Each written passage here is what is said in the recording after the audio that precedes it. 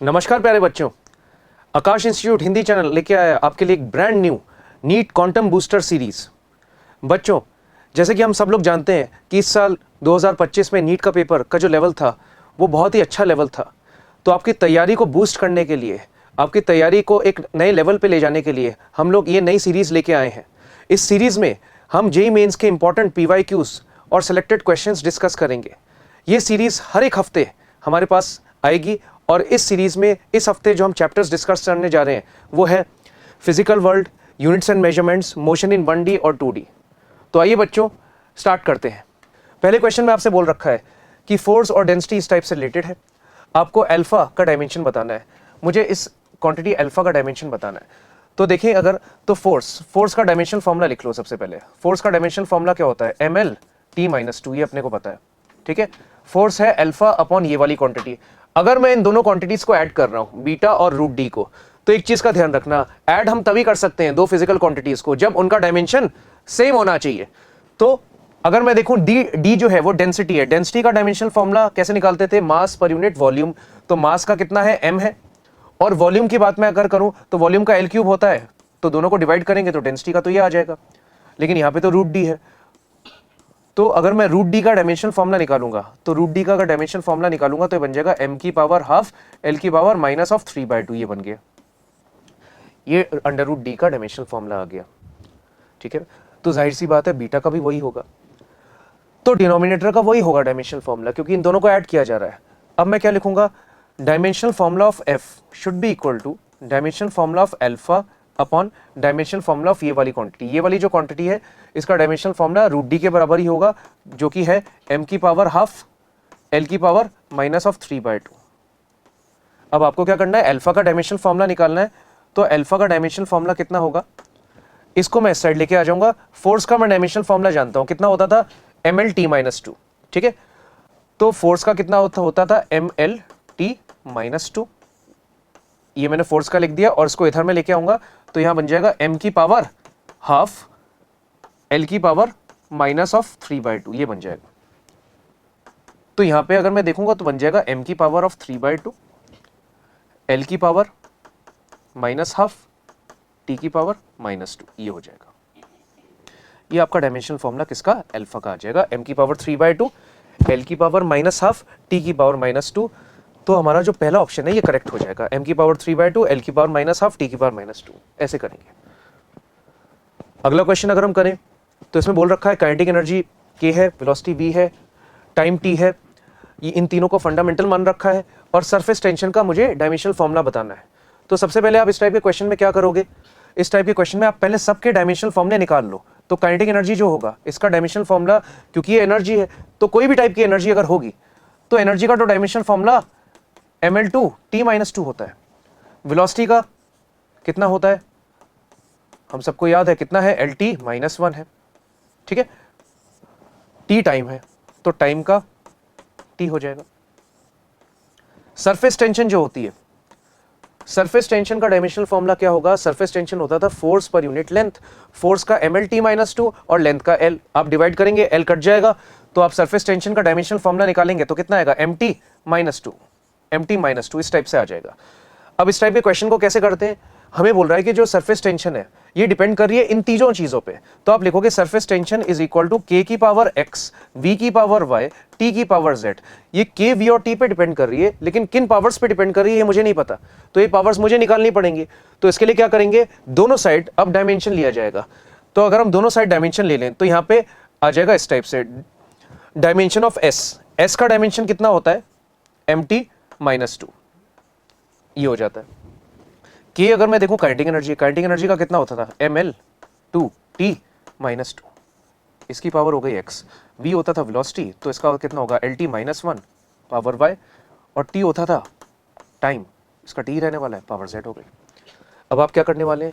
अब आपको देखना पड़ेगा कि कितनी कितनी पावर्स आ रही हैं। यहां मैं देखूं तो मास जो है, मास के ऊपर पावर 1 है, टाइम के ऊपर पावर -2 है, लेंथ मुझे यहाँ दिखाई नहीं दे रहा, तो नॉर्मल सी बात है लेंथ के ऊपर पावर यहाँ पे 0 माननी पड़ेगी, ठीक है। यहाँ अगर मैं देखूं तो जो मास है, मास के ऊपर पावर कितनी है? अगर मैं मल्टीप्लाई करूंगा तो x आएगा, ठीक है। यहाँ l के ऊपर पावर 2 थी और 2x से मल्टीप्लाई होगा तो 2x। यहाँ कितना हो गया? y हो गया, यहाँ कितना हो गया -2x minus Y plus z, ये बन जाएगा। अब अगले स्टेप में आप क्या करेंगे, पावर्स को कंपेयर करेंगे, ठीक है। मास की जैसे पावर यहाँ 1 दिख रही थी, इधर x दिख रही है, दोनों को कंपेयर करेंगे। तो अगर मैं कंपेयर करूं, ठीक है, ऑन कंपेयरिंग, कंपेयर अगर आप करोगे तो x की वैल्यू तो डायरेक्ट दिखाई देगा, कितनी है 1 है। अगर आप देखो तो लेंथ पे पावर थी 0 और लेंथ पे इधर पावर कितनी है 2x प्लस वाई, तो कंपेयर करिए तो 0 is equal to 2x plus y, x की वैल्यू 1 थी तो 2 प्लस वाई, तो y की वैल्यू कितनी हो गई -2। टाइम पे पावर कितनी थी -2, ठीक है, और उधर क्या थी -2x minus Y plus z, तो आप लिखोगे -2 इज इक्वल टू, यहां पे कितना आ रहा था -2x minus Y plus z, ठीक है। x की वैल्यू 1 है, x की वैल्यू 1 है, तो ये कितना हो जाएगा -2 माइनस वाई प्लस z, ये और ये कैंसिल हो जाएगा, ठीक है। तो यहां से प्रूव हो गया y की वैल्यू z के बराबर होगी, y की वैल्यू z के बराबर होगी, और z कितना था -2 था, ठीक है। तो y की वैल्यू z के बराबर हो जाएगी, तो कितनी हो गई -2। अब आप क्या करेंगे, आपने ये लिखा था कि सरफेस टेंशन जो थी वो k की पावर x पे डिपेंड कर रही थी, v की पावर y पे कर रही थी और t की पावर z पे कर रही थी, तो ऐसा कुछ हो जाएगा। तो k जो है वो क्या है, काइनेटिक एनर्जी। x की वैल्यू मेरी आ चुकी थी, x की वैल्यू कितनी थी 1 थी, तो आपने लिख दिया k, v की पावर कितनी थी y थी, और y की वैल्यू कितनी थी -2, तो आप लिखोगे v की पावर -2, और t जो था t की पावर z थी और z की वैल्यू कितनी थी -2, तो ऐसा कुछ आ जाएगा k v की पावर -2 t की पावर -2, ठीक है। तो k v की पावर -2 t की पावर -2, ये आपका आंसर आ जाएगा, ठीक। चलिए अगले क्वेश्चन पे आते हैं। अगला क्वेश्चन एक बहुत अच्छा क्वेश्चन है एरर्स का, ठीक है। ये जेईई मेंस 2014 में आया है, बहुत अच्छा क्वेश्चन है, और यहाँ पे आपको कुछ अलग तरीके से अप्रोच करनी पड़ेगी आंसर निकालने के लिए। इस क्वेश्चन को मैं अगर पढ़ूं तो इसमें एक डायोड के बारे में बोल रखा है कि डायोड में करंट बह रहा है, और करंट जो है वो इस इक्वेशन के अकॉर्डिंग बह रहा है, e की पावर 1000 v/t -1, ठीक है, और इसकी यूनिट्स दे रखी है आपको मिली एम्पियर में, ठीक है। और आपसे बोल रखा है अप्लाइड वोल्टेज v है, वोल्ट्स में टेम्परेचर t है। अब इसमें बोल रखा है जो स्टूडेंट है वो एक एरर कर रहा है, क्या नापने में, वोल्टेज नापने में एक एरर कर रहा है, कितने का, ±0.01, मतलब वोल्टेज जो है वो वेरिएबल है, वोल्टेज में एक एरर है। तो आप यहाँ पे एक चीज लिख लो कि वोल्टेज क्या है, वेरिएबल है, वोल्टेज में एरर होगा।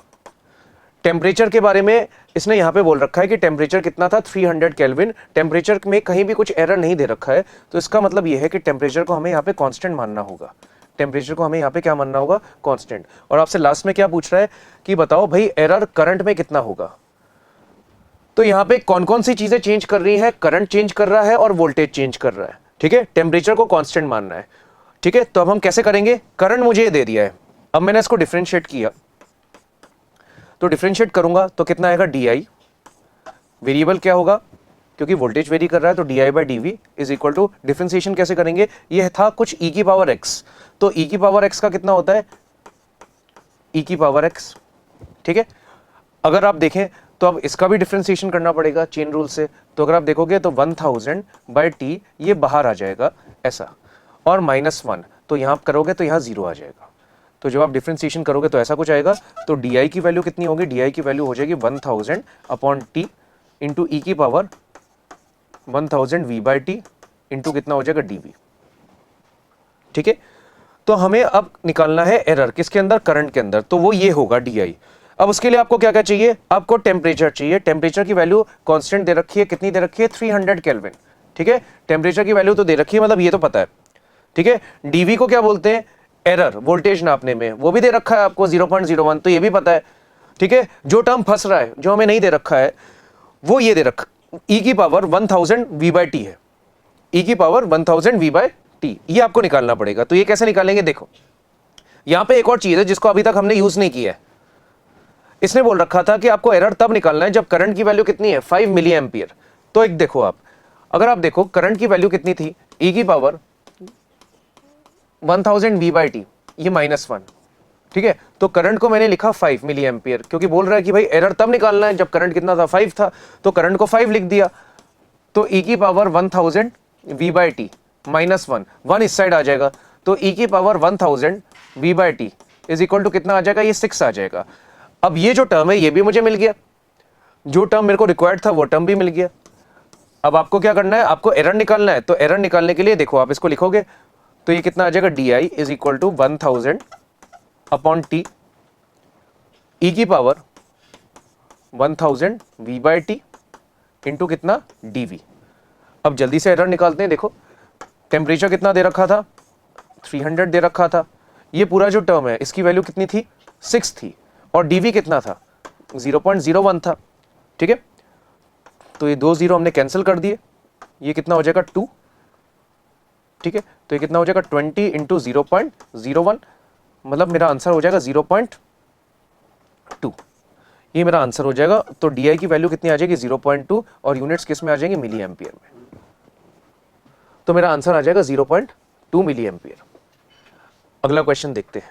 अगला क्वेश्चन ये भी अगर मैं देखूं तो पहले चैप्टर से ही है, लेकिन इसमें थोड़ा प्रोजेक्टाइल मोशन मिक्स हो गया है। ठीक है, इसमें क्या बोल रखा है कि एक प्रोजेक्टाइल को फेंका इतनी वेलोसिटी से, और वेलोसिटी में एक एरर दे रखा है ±5% का, 60 डिग्री के एंगल पे फेंका। ठीक है, आपको बताना है कि इन सारे ऑप्शंस में से रेंज कौन सी नहीं हो सकती है। तो पहले रेंज निकाल के देख लो, रेंज कितनी थी। रेंज का फॉर्मूला जल्दी से बताओ भाई, कितना होता था, u² sin 2 theta by G, ये फॉर्मूला होता था। तो u की वैल्यू कितनी है, u की वैल्यू है 20, तो 20 इंटू 20, और साइन अगर मैं देखूं साइन 60, यहाँ पे एंगल थीटा है तो यहाँ पे 2 थीटा आएगा, तो 2 थीटा आएगा, तो यहाँ पे इसका डबल कितना हो जाएगा 120, और g की वैल्यू 10 लेंगे तो ये कैंसिल हो गया, तो कितना आ गया ये 40, और ये कितना हो जाएगा √3/2, तो कितना आ जाएगा 20√3। रेंज की वैल्यू आ गई 20√3 मीटर, और रेंज की वैल्यू 20√3 अगर आ गई, अगर आप देखो √3 होता था 1.73, तो इसकी वैल्यू आप निकालोगे तो 34.6 के आसपास आएगी। ये रेंज आ गया। अब ये तो रेंज आ गई, अब इसमें एक एरर आएगा। कैसे, क्योंकि वेलोसिटी में एरर है, और वेलोसिटी में अगर एरर है तो देखो रेंज में भी एरर आएगा। ये अगर वेरिएबल है तो ये भी तो वेरिएबल होगा। अब आप कैसे निकालोगे, आपको कैसे निकालना है कि भाई रेंज कितनी हो सकती है। उसके लिए आप क्या करोगे, देखो R बन जाएगा delta R by R, U बन जाएगा डेल्टा U बाय U, और 2 नीचे आ जाएगा। ऐसी तो एरर निकालते हैं, ये मल्टीप्लिकेशन वाला है। अगर आप देखो तो delta R upon R is equal to कितना हो जाएगा, 2 times delta U by U, और मैं दोनों साइड इसको 100 से मल्टीप्लाई कर दूंगा।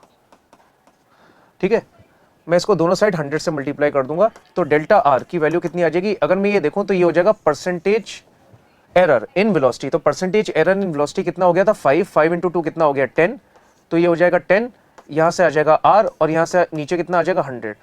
तो रेंज में एरर कितना आ जाएगा, R/10 का। रेंज में जो एरर आ जाएगा वो कितना आ जाएगा, R/10 का। R/10 अगर आप निकालोगे तो कितना आ जाएगा 3.46 मीटर। ये 3.46 मीटर होगा। ठीक है, तो आप देख सकते हो मैक्सिमम जो रेंज आएगी, वो कितनी आएगी, ये तो रेंज आ रही है, और इसमें एरर कितने का आ रहा है, 3.46 मीटर का। ठीक है, तो अगर आप इसको ऐड करोगे तो लगभग कितना आएगा, अगर इसको आप 4 मान लो तो रेंज कितनी आ जाएगी, 38.6 के आसपास, उससे थोड़ी कम ही आएगी। तो 38.6 मैक्सिमम रेंज, अगर आप देखो अप्रॉक्सीमेटली 38 से थोड़ी सी कम वो मैक्सिमम हो सकती है। और इसको अगर आप 4 मान लो तो यहाँ कितना हो जाएगा 30.6, तो मिनिमम इतनी आ जाएगी।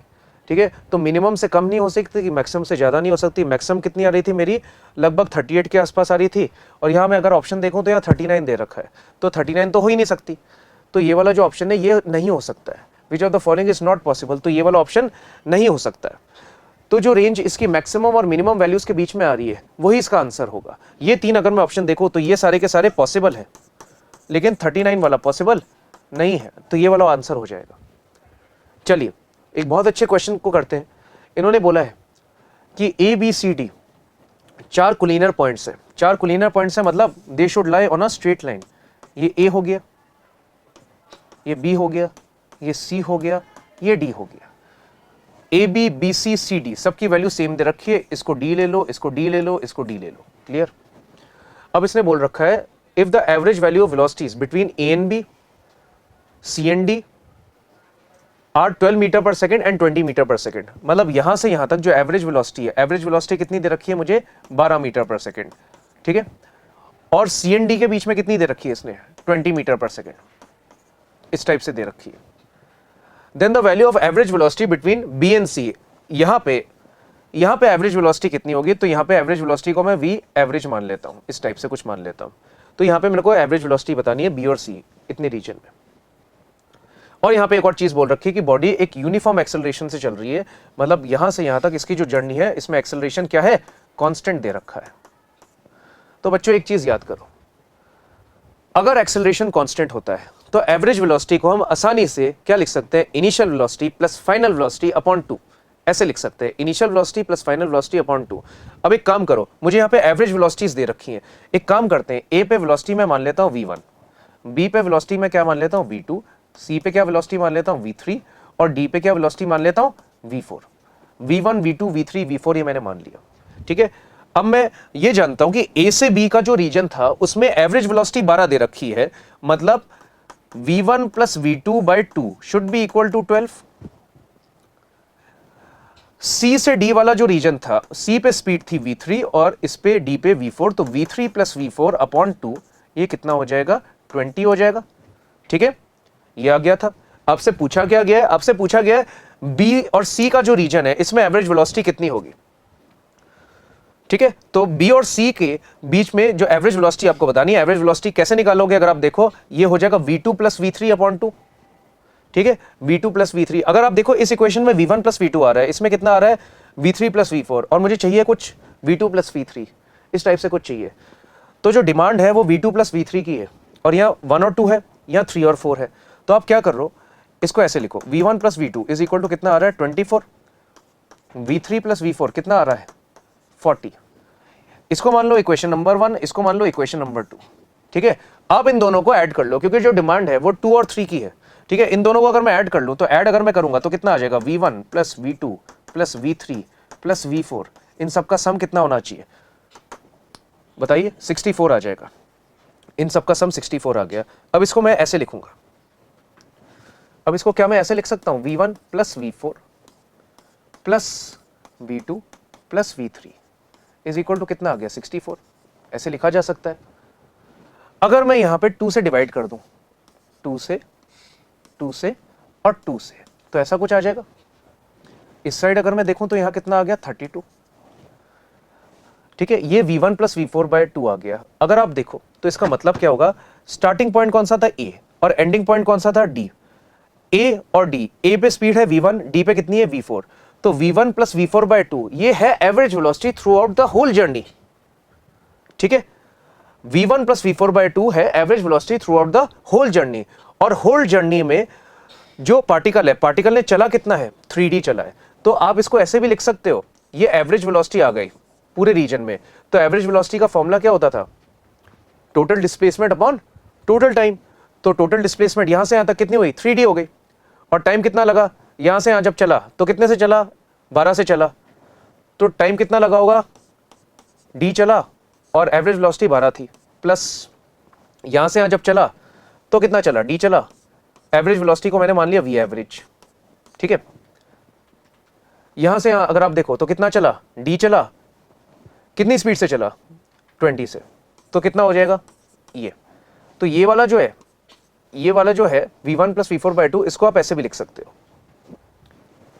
Plus v2 plus v3 bye 2। ये इसका क्या मतलब है, यही तो हमें चाहिए था, यहाँ पे v2 थी, यहाँ पे v3 थी, तो एवरेज वेलोसिटी इस रीजन में कितनी होगी v2 प्लस v3 बाय 2, जो कि हो जाएगी v एवरेज, जो कि मेरे को चाहिए।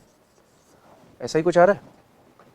अब देखो इस क्वेश्चन में d d d और d तो कैंसिल हो गया, ठीक है। अब यहाँ क्या लिखोगे आप 3 अपॉन, यहाँ कितना आ गया था, यहाँ आ जाएगा 1/12 प्लस 1/20 प्लस कितना आ जाएगा 1/v average is equal to 32 minus v average, इस टाइप से कुछ आ जाएगा, ठीक है।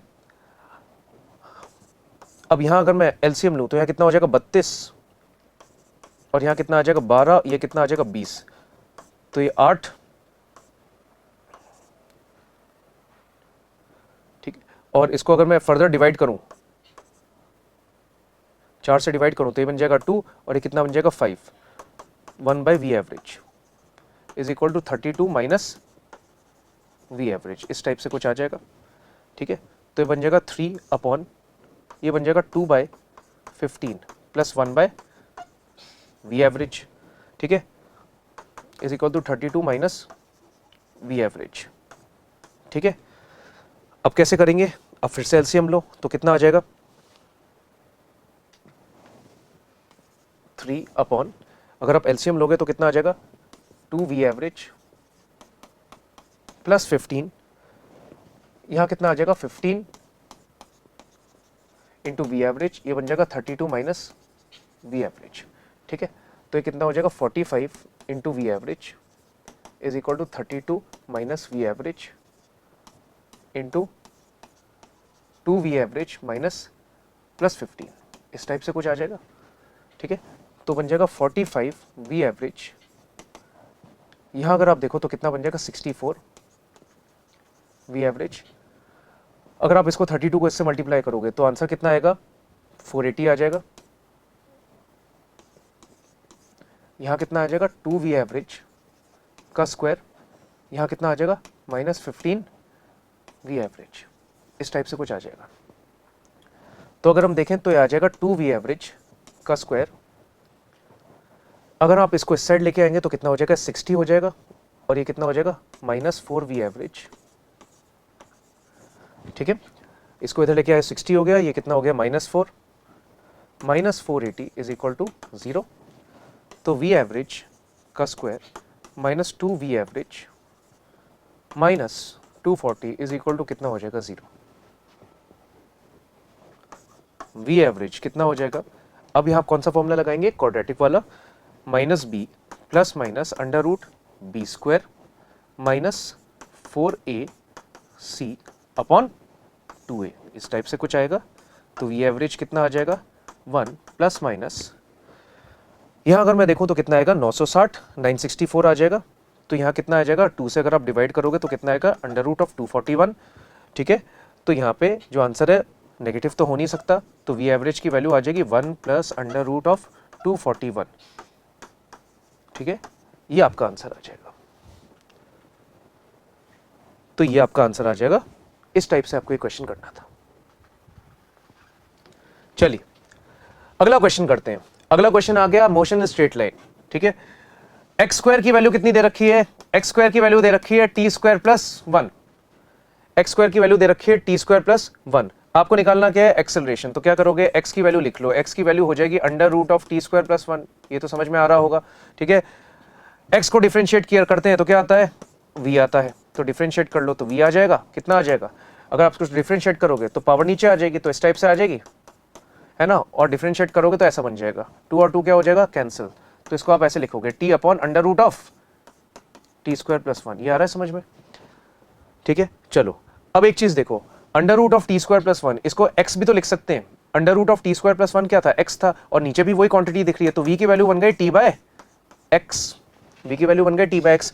तो आइए बच्चों एक्सेलरेशन निकालने के लिए इसको क्या करेंगे डिफरेंशिएट, तो डिफरेंशिएट जब करेंगे तो एक्सेलरेशन की वैल्यू कितनी आएगी dv बाय dt, और डिफरेंशिएट करने के लिए हम यहाँ पे कौन सा रूल लगाएंगे कोशेंट रूल, तो यहाँ पे आ गया एक्स स्क्वायर, एक्स को मैंने यहाँ लिख दिया, t का डिफरेंशिएशन अगर मैं करूंगा तो कितना हो जाएगा 1 हो जाएगा, माइनस t को लिखा, x का डिफरेंशिएशन करूंगा तो कितना आएगा dx बाय dt, ये आ जाएगा, तो कितना आ जाएगा x minus dx by dt कितना होता था v होता था।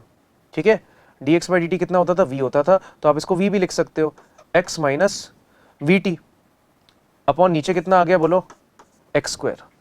अब अगर आप ऑप्शंस देखेंगे तो ऑप्शंस आपके क्या आ रहे थे 1 by x cube, 1 by x minus t square by x cube, 1 by x minus t by x square. ठीक है, तो अगर मैं ऑप्शन देखूं, मैं इसको अगर अलग अलग करूं तो ऑप्शन कितना आएगा 1 बाय एक्स माइनस, ऑप्शन मुझे किस में चाहिए टी में और एक्स में, यहाँ v आ रहा है तो v को हटा दो, v का क्या फॉर्मूला था, v का फॉर्मूला था t बाय एक्स, तो v को हटा दो, तो v को अगर आप हटाओगे तो यहाँ लिखा था vt और नीचे आएगा एक्स स्क्वायर, तो v को क्या लिखा आपने t बाय एक्स, तो v को लिखा आपने t बाय एक्स, तो यहाँ बन गया T square by x cube, ये बन जाएगा। तो ये कौन सा ऑप्शन आ गया 1 by x minus t square by x cube, ये वाला ऑप्शन आ गया, मतलब ये वाला ऑप्शन तो करेक्ट है, सेकंड वाला ऑप्शन तो करेक्ट है। ठीक है, अब बच्चों एक चीज और देखिए आप, अगर मैं यहाँ पे देखूं तो मेरा जो एक्सेलरेशन आ रहा था वो आ रहा था 1 by x minus t square by x cube, इस टाइप से आ रहा था। अगर आप यहाँ पे एलसीएम ले लो तो एलसीएम लोगे तो कितना आएगा बताओ, नीचे बन गया एक्स क्यूब, ठीक है, यहाँ क्या बन जाएगा एक्स स्क्वायर और यहाँ क्या बन जाएगा टी स्क्वायर। ठीक है, यहाँ बन रहा है x square minus t square. और अगर आप इक्वेशन को देखो, शुरुआत में क्या दे रखा था, एक्स स्क्वायर की वैल्यू थी टी स्क्वायर प्लस 1, तो x square minus t square कितना होगा 1। X square minus t square की वैल्यू क्या होगी 1, ऊपर वही चीज बन रही है, तो एक्सेलरेशन की वैल्यू कितनी होगी, x square minus t square था 1, तो 1 अपॉन एक्स क्यूब, ये एक्सेलरेशन आ जाएगा, ये एक्सेलरेशन आ जाएगा। तो एक्सेलरेशन की वैल्यू बन गई 1 बाय एक्स क्यूब। तो अगर आप देखो तो 1 बाय एक्स क्यूब भी था ऑप्शन में और सेकंड भी आ रहा था, फर्स्ट सेकंड दोनों आ रहे हैं, तो अपना आंसर कौन सा हो जाएगा, बोथ 1 and 2, ये अपना आंसर हो गया। अगले क्वेश्चन पे चलते हैं बच्चों। अगला क्वेश्चन कह रहा है कि हमारे पास एक स्मूथ वायर है, ठीक है, और यहां पे एक बीड है जो इस वायर पे स्लाइड कर सकता है। ये एक वर्टिकल सर्कल हो गया, वर्टिकल सर्कल हो गया मतलब जी तो नीचे की तरफ लग रहा होगा, ये तो पक्की बात है।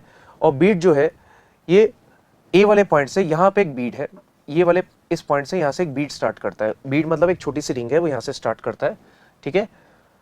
It's velocity when it arrives at B, इसकी वेलोसिटी हमें बतानी है जब ये बी पे आएगा, ठीक है। और हमें बोल रखा है ये जो बीड है यहाँ से यहाँ तक आ रहा है, ठीक है। ये एंगल कितना दे रखा है अपने को, थीटा दे रखा है, ठीक है। और जी नीचे की तरफ लग रहा है क्योंकि ये जो पूरा मोशन हो रहा है ये किसी वर्टिकल सर्कल पे हो रहा है, ठीक है। वर्टिकल मतलब कि जी नीचे की तरफ लग रहा होगा। तो अगर आप एक चीज देखो तो जो बीड है सीधा तो आ नहीं सकता है नीचे, क्योंकि वायर ही टेढ़ी है, तो आएगा तो इस टाइप से आएगा ना, देखो आप ऐसे ऐसे ऐसे ऐसे इस टाइप से आएगा, तो मोशन तो ऐसे ही होगा। मोशन अगर ऐसे होगा तो आप देखो जी तो नीचे ही लग रहा होगा, ये बात तो पक्की है, लेकिन जी का कौन सा कंपोनेंट इसको चला रहा होगा, जी का ये वाला जो कंपोनेंट होगा, ये वाला, क्या यही इसको चला रहा होगा। ये वाला एंगल थीटा था, तो ये वाला भी एंगल अगर आप देखो तो ये भी थीटा होगा, तो जी का ये वाला जो कंपोनेंट होगा ये कितना होगा, जी कॉस थीटा। जैसे कि बच्चों अगर आप याद करो इंक्लाइन प्लेन में अगर आप किसी ब्लॉक को रख दो तो वो आता है नीचे की तरफ, एक्सेलरेशन जी साइन थीटा होती थी, जी साइन थीटा है एक्चुअली वो ब्लॉक को चला रही है, ठीक है। तो यहाँ पे जी कॉस थीटा की वजह से जो अपना जो बीड है वो इस टाइप से आएगा, और यहाँ से जब यहाँ पे आएगा तो हमें यहाँ पे इसकी वेलोसिटी बतानी है। तो मुझे एक्सेलरेशन पता लग गया, एक्सेलरेशन कितना होगा बीड का, जी कॉस थीटा, जी कॉस थीटा ये एक्सेलरेशन होगा। इनिशियल वेलोसिटी अगर मैं देखूं तो ये रेस्ट से चालू किया है, ठीक है।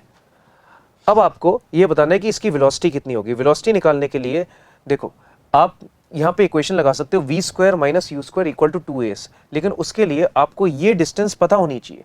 अब ये डिस्टेंस आप कैसे पता करोगे, ये डिस्टेंस पता करने के लिए मैं इसको दोबारा बना देता हूं। देखो ये डिस्टेंस आपको पता करनी है, तो ये वाला एंगल कितना हो गया, थीटा हो गया, ये क्या हो गया, सेंटर हो गया, ठीक है।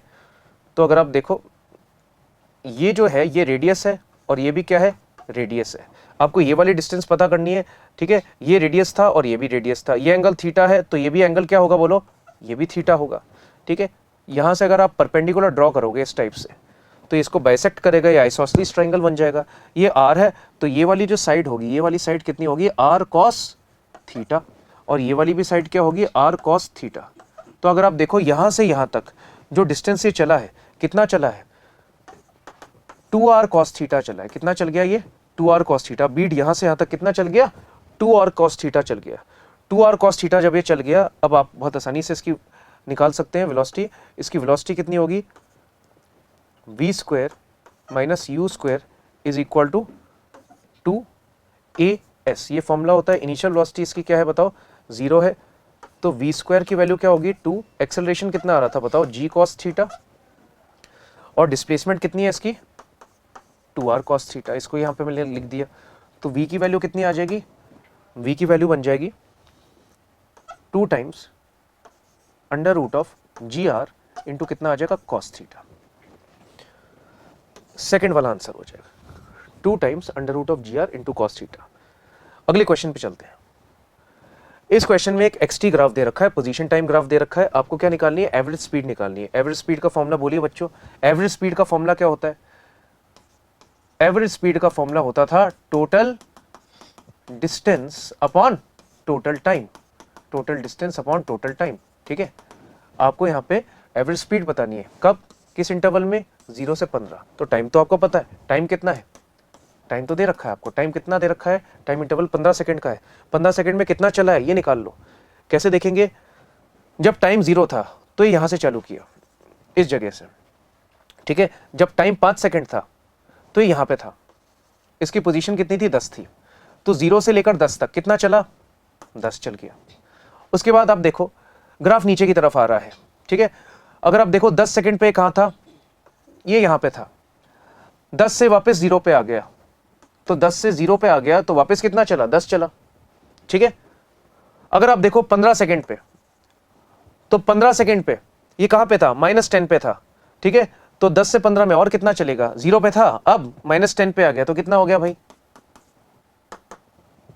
10, 10 और 10 कितना हो गया, 30। तो एवरेज स्पीड कितनी आ गई इसकी, 2 मीटर पर सेकंड आ गई। ये आंसर हो जाएगा, ठीक है। अगला क्वेश्चन अगर हम कर रहे तो अगले क्वेश्चन में पूछा है एक्सेलरेशन बतानी है।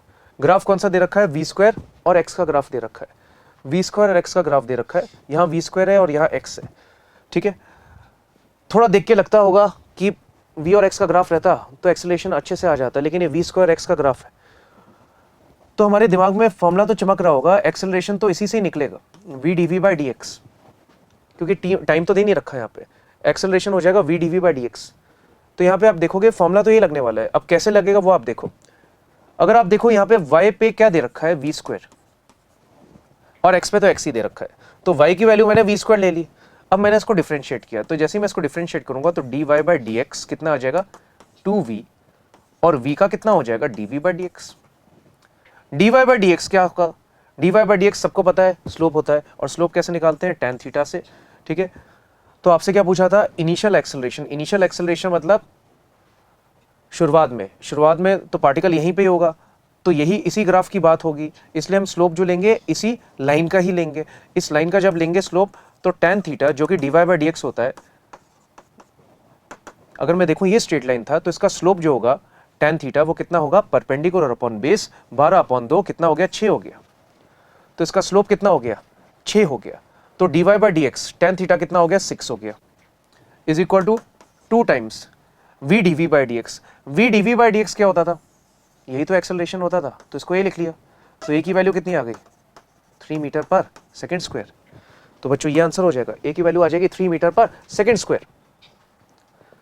अगला क्वेश्चन, ये भी मोशन स्ट्रेट लाइन का ही क्वेश्चन है। अगर आप देखें अगले क्वेश्चन में आपसे बोल रखा है कि एक ग्राफ है, कौन सा ग्राफ है, AT ग्राफ है, और 2 पार्टिकल्स चल रहे हैं, ठीक है। पहला जो पार्टिकल है उसका ग्राफ ऐसा दे रखा है, और दूसरे पार्टिकल का ग्राफ ऐसा दे रखा है। पहले पार्टिकल को अगर मैं अच्छे से देखूं तो इसका एक्सेलरेशन कांस्टेंट है, कितना होगा एक्सेलरेशन ऑफ फर्स्ट पार्टिकल हो जाएगा 10 मीटर पर सेकंड स्क्वायर, और सेकंड वाले पार्टिकल को मैं देखूं तो इसका एक्सेलरेशन लगातार टाइम के साथ बढ़ रहा है, कांस्टेंट नहीं है, ठीक है। इसका एक्सेलरेशन लगातार टाइम के साथ बढ़ रहा है, तो क्या आप इसकी इक्वेशन निकाल सकते हो, है तो स्ट्रेट लाइन ही, तो स्ट्रेट लाइन की तो निकाल सकते हो, और ओरिजिन से भी पास कर रही है, तो ऐसा ही तो होगा, y = mx के फॉर्म में।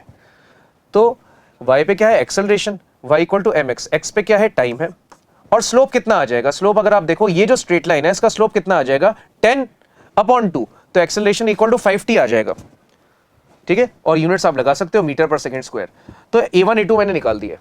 अगर आप क्वेश्चन अब ढंग से पढ़ें तो इसने बोला है कि हमें वो टाइम बताना है जब इनकी रिलेटिव वेलोसिटी 0 हो। रिलेटिव वेलोसिटी 0 होने का मतलब है जब दोनों पार्टिकल्स की वेलोसिटी सेम होगी, तो जब आप उनको सब्ट्रैक्ट करेंगे तो रिलेटिव वेलोसिटी 0 आ जाएगी। रिलेटिव वेलोसिटी 0 होने का ये मतलब होगा, रिलेटिव वेलोसिटी अगर 0 होगी इसका ये मतलब होगा कि पार्टिकल 1 की और पार्टिकल 2 की दोनों की वेलोसिटी सेम होनी चाहिए, तभी तो रिलेटिव वेलोसिटी 0 होगी। अब आप कैसे करेंगे, देखिए एक और चीज पे ध्यान दीजिए कि पार्टिकल रेस्ट से चालू हैं तो इनकी इनिशियल वेलोसिटी 0 होगी। पहला वाला जो पार्टिकल है इसकी एक्सेलरेशन 10 है, तो क्या आप इसकी वेलोसिटी निकाल सकते हैं। इसकी वेलोसिटी निकालने के लिए आप फॉर्मूला लिखेंगे, v = u + at। Initial velocity 0 थी, एक्सेलरेशन कितना था, पहले वाले का 10 था, और टाइम को मैंने t ले लिया, तो v1 कितना आ गया, 10t। दूसरा वाला अगर आप देखो तो दूसरे की एक्सेलरेशन 5t है, कांस्टेंट नहीं है, तो यहां पे आप इक्वेशन ऑफ मोशन नहीं लगा सकते, यहां पे हमें करना पड़ेगा इंटीग्रेशन। कैसे, एक्सेलरेशन हमें कितना दे रखा था, 5t। एक्सेलरेशन को क्या लिखोगे बच्चों, dv/dt = कितना हो गया, 5t, तो dv2 कितना हो जाएगा, 5t dt। दोनों साइड क्या कर देंगे, इंटीग्रेशन। इंटीग्रेशन जब करेंगे तो लिमिट्स लगाएंगे, इनिशियल वेलोसिटी 0 थी, बाद में हो जाएगी v2, पहले टाइम 0 था, बाद में कितना हो जाएगा t, तो v2 की वैल्यू कितनी आ गई, v2 की वैल्यू आ जाएगी, अगर मैं इसको इंटीग्रेट करूंगा तो कितना आ जाएगा, 5t²/2, ये v2 आ गया, ठीक है। और v1 कितना था, 10t था। अब हमें ये बताना है कि इनकी रिलेटिव वेलोसिटी जीरो होगी, तो उसके लिए मैंने आपको बताया कंडीशन क्या थी, v1 इक्वल टू v2, तो v1 की वैल्यू v2 के बराबर होनी चाहिए। तो v1 की वैल्यू कितनी थी, 10t थी, और v2 की वैल्यू कितनी थी, 5t²/2, तो t और t कैंसिल, तो टाइम की वैल्यू कितनी आ गई, 4 सेकेंड। ये आपका आंसर आ गया। तो टाइम की वैल्यू 4 सेकेंड आ जाएगी। अगला जो क्वेश्चन है मोशन इन 2D से है, जो हम रिवर मैन प्रॉब्लम्स पढ़ते हैं उससे क्वेश्चन है कि एक बोट है जो 5 किलोमीटर पर आवर की स्पीड से चल रही है स्टिल वाटर में, ठीक है, और क्रॉस करती है एक रिवर, इसकी विड्थ 1 किलोमीटर दे रखी है, along the shortest possible path in 15 minutes, ठीक है। तो यहाँ पे एक रिवर बना लो, ठीक है, जो रिवर है उसकी स्पीड मुझे निकालनी है, ठीक है, शॉर्टेस्ट पॉसिबल पाथ। अब मान लो यहां से बोट चलना चालू हुई, तो इसको शॉर्टेस्ट पॉसिबल पाथ के लॉन्ग जाना है, तो मतलब इसको चलते हुए पानी में ऐसे जाना होगा, रिवर ऐसे चल रही होगी, velocity of river with respect to ground, मान लेते हैं रिवर इधर की तरफ बह रही है, इसको चलते हुए पानी में ऐसा जाना होगा। अब जैसे ही पानी में जो बोट है, जैसे ही बोट पानी में चलेगी तो रिवर इसको इधर की तरफ धकेलेगी, ठीक है। तो इसको अगर जाना ऐसे है तो इसको खुद इस डायरेक्शन में अपना एफर्ट लगाना होगा। तो जो बोट है, बोट को ऐसा टेढ़ा चलना होगा ताकि रिवर की जो वेलोसिटी है, जो इधर वाली जो वेलोसिटी है, इसको क्या कर दे, बैलेंस कर दे। तो आप यहां लिखोगे velocity of boat with respect to river, ये किसी एंगल पे चलेगी, ठीक है, क्योंकि अगर ये किसी एंगल पे चलेगी तभी जाके रिवर की वेलोसिटी को कैंसिल कर पाएगी, ठीक है। अब आपको क्या निकालना है, यहाँ पे रिवर की वेलोसिटी निकालनी थी। अब कैसे करोगे, इसका ये वाला कंपोनेंट क्या होगा, वी बी आर इंटू कितना हो जाएगा कॉस थीटा, और ये वाला कितना हो जाएगा v b r into sine theta. बताओ कितना चलना था, यहां से यहां तक जाने में कितना चलना था, डिस्टेंस था 1 किलोमीटर, ठीक है। यहां से यहां तक अगर मैं देखूं किस स्पीड से चल रहा है ये v b r sine theta, तो डिस्टेंस बराबर स्पीड इंटू टाइम। टाइम कितना था, 15 मिनट। मेरे को जो भी आंसर्स निकालने हैं वो किलोमीटर पर आवर में निकालने हैं, तो इसको मेरे को आर में कन्वर्ट करना पड़ेगा। तो 15 मिनट्स था, इसको मैं 60 से डिवाइड किया, तो v b r sine theta, v b r sine theta की वैल्यू कितनी आ गई, v b r sine theta की वैल्यू कितनी आ गई, 4 आ गई, ठीक है। अब यहां पे आप क्या करोगे, मेरे को यहां पे निकालना था velocity of the river water in kilometre per hour. अब आपको एक चीज दे रखी है, the boat which has speed of 5 kilometre per hour in still water, मतलब यहां पे वीबीआर की वैल्यू दे रखी है, वीबीआर की वैल्यू 5 है, तो 5 sine theta is equal to 4, तो थीटा की वैल्यू कितनी आ जाएगी, 53 आ जाएगी। थीटा की वैल्यू मेरी 53 आ गई। मुझे क्या निकालना है, रिवर की वेलोसिटी। तो आप ये देखोगे, क्योंकि अगर ये ऐसे सीधा जाएगा तो ये कंपोनेंट और ये कंपोनेंट, ये दोनों वेलोसिटीज बराबर होनी चाहिए। तो आप लिखोगे v b r into cos theta is equal to किसके बराबर होगा, बताओ, वी आर जी। तो वी आर जी जो होगा वो आपको निकालना है, तो वी आर जी हो जाएगा v b r cos theta. V b r की वैल्यू कितनी है, वी बी आर की वैल्यू आपको दे रखी थी 5, और एंगल कितना आ गया था 53, तो कितना आ जाएगा कॉस ऑफ 53। कॉस 53 क्या होता है, 3/5, तो आंसर कितना हो जाएगा, 3 किलोमीटर पर आवर। तो ये आंसर हो जाएगा। अगला क्वेश्चन है प्रोजेक्टाइल मोशन से। दो बॉल्स हैं, सेम स्पीड से फेंका, सेम पॉइंट से फेंका, इस तरीके से फेंका कि जब ये ग्राउंड पे हिट करेंगे तो इक्वल डिस्टेंस पे हिट करते हैं, तो इसका मतलब इनकी रेंज सेम है। तो अगर रेंज सेम है तो कंडीशन क्या होती है बच्चों, θ1 + θ2 कितना होना चाहिए, 90 डिग्री। मतलब एक बॉल को अगर आप थीटा पे फेंकोगे तो दूसरी बॉल को 90 - θ पे फेंकना पड़ेगा, ठीक है, रेंज क्योंकि सेम कॉम्प्लीमेंट्री एंगल्स पे होती है। If the product of the time of flight is a, तो टाइम ऑफ फ्लाइट इनका कैसे निकालेंगे, टाइम ऑफ फ्लाइट पहली वाली बॉल का होगा 2u sin θ/g, और दूसरी वाली बॉल का कितना होगा 2u sin 90 - θ करेंगे तो कितना आएगा 2u cos θ/g। तो ये तो a आ गया है ना, product of the time of flights. एक में एंगल मैंने थीटा डाला, एक में sin 90 - θ करेंगे तो cos θ हो जाएगा, ये a आ गया। And the product of their maximum Heights is b। Maximum height कैसे निकालेंगे, मैक्सिमम हाइट का फॉर्मूला होता था u² sin² θ/2g। दूसरे का अगर आप देखेंगे तो यहाँ पे एंगल 90 - θ आएगा, तो sin² 90 - θ कितना हो जाएगा बताओ, cos² θ नीचे कितना आ जाएगा बताओ, 2g। ये b आ गया, ये a आ गया। निकाल क्या रहा है, कह रहा है कि b/a का रेशियो बताओ, तो b/a का रेशियो कितना आएगा, आपको दोनों को डिवाइड करना पड़ेगा, ठीक है।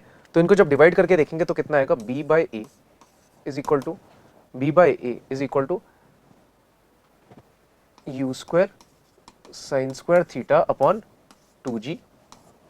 यहां कितना आ जाएगा u² cos square theta upon 2g divided by 2u sine theta by G, और यहाँ 2u cos थीटा बाय जी। ठीक है, मुझे b बाय 1 निकालना है। ठीक है, अब आप क्या करोगे बताओ, g g g और g कैंसिल हो गया। ठीक है, u u और u स्क्वायर कैंसिल हो गया, तो कितना आएगा, अगर आप देखो ये साइन और ये कैंसिल हो गया, ये और ये कैंसिल हो गया, तो आपके पास कितना बचा, u स्क्वायर बचा, साइन थीटा बचा, कॉस थीटा बचा।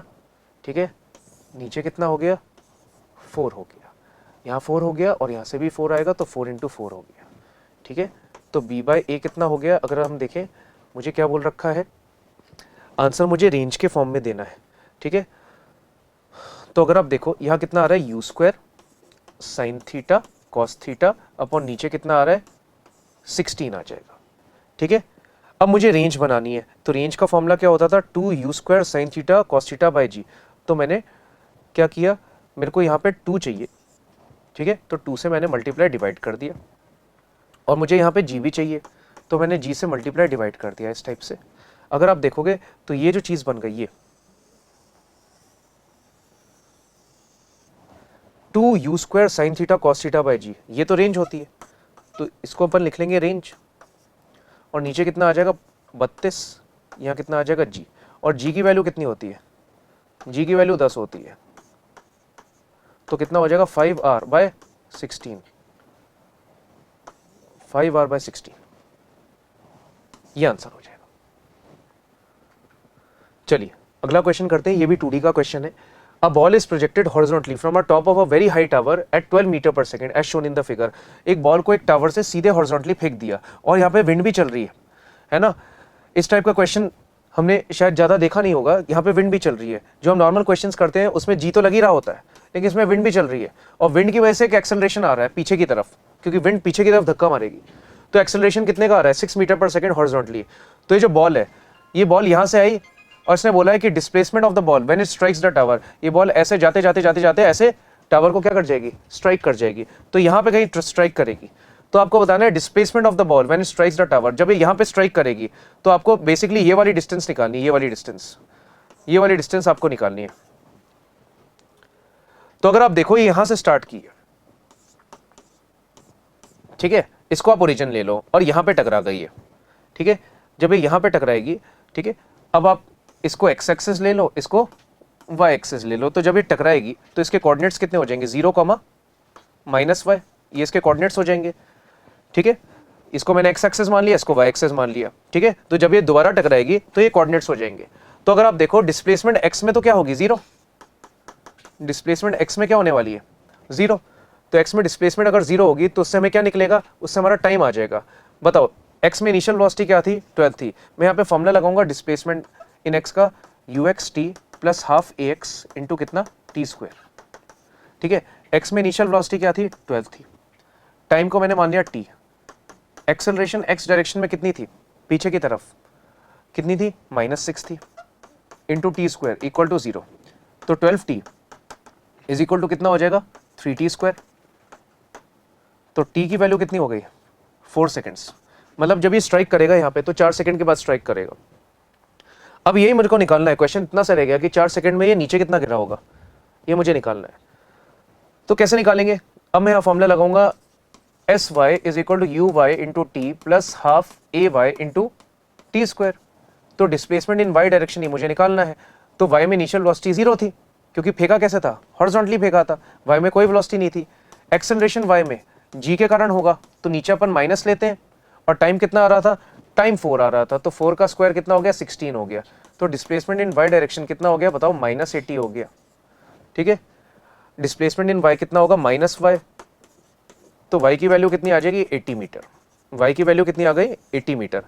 ये जो हमने डिस्टेंस y बोला था, इसकी वैल्यू कितनी आ गई, 80 मीटर। ये आंसर हो जाएगा। अगला क्वेश्चन अगर मैं देखूं, तो अगला क्वेश्चन जो है मोशन इन प्लेन का है, और उसमें हम circular motion, kinematics of circular motion भी पढ़ते हैं। एक ग्राफ आपको दे रखा है थीटा का और टी का। थीटा क्या होता है, थीटा आपको ये बता रहा है कि हर एक इंस्टेंट पे कितना एंगल टर्न हो चुका है, जैसे अगर आप देखो 0 पे एंगल कितना था 0, 2 सेकंड पे एंगल कितना था 5 पाई, मतलब 5 पाई रेडियंस घूम चुका होगा। 4 सेकंड्स पे 20 पाई, 8 सेकंड्स पे 80 पाई, मतलब 8 सेकंड्स में 80 पाई रेडियन से घूम चुका होगा, मतलब इसकी एंगुलर डिस्प्लेसमेंट 80 पाई हो चुकी होगी। आपसे क्या पूछा है? Average angular velocity. अगर अपन एंगुलर वाला वर्ड हटा दें, आपसे मैं अगर पूछूं एवरेज वेलोसिटी क्या होती है, तो एवरेज वेलोसिटी आप बोलोगे सर डिस्प्लेसमेंट अपॉन टाइम। ठीक है, अब एंगुलर वाला वर्ड लगा दो। अगर एवरेज एंगुलर वेलोसिटी पूछे तो angular displacement upon time. Angular displacement का क्या मतलब होता है? कितना एंगल घूम गया।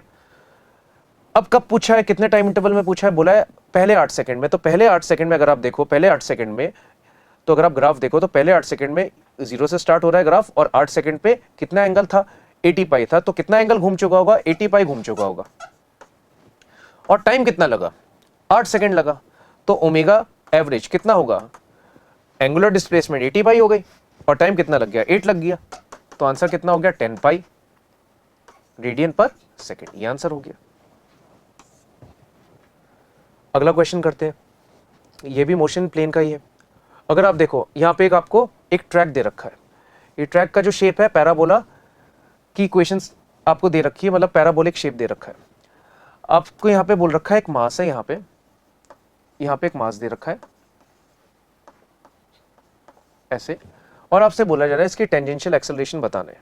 मतलब यहाँ पे एक मैन दे रखा है, उसका मास m दे रखा है, आपको उसकी टेंजेंशियल एक्सेलरेशन बतानी है। टेंजेंशियल एक्सेलरेशन मतलब वो एक्सेलरेशन जो अलोंग टेंजेंट होती है। ठीक है, अगर आप देखो तो ये जो मैन है, अगर आप देखो इस पे नीचे की तरफ g लग रहा होगा।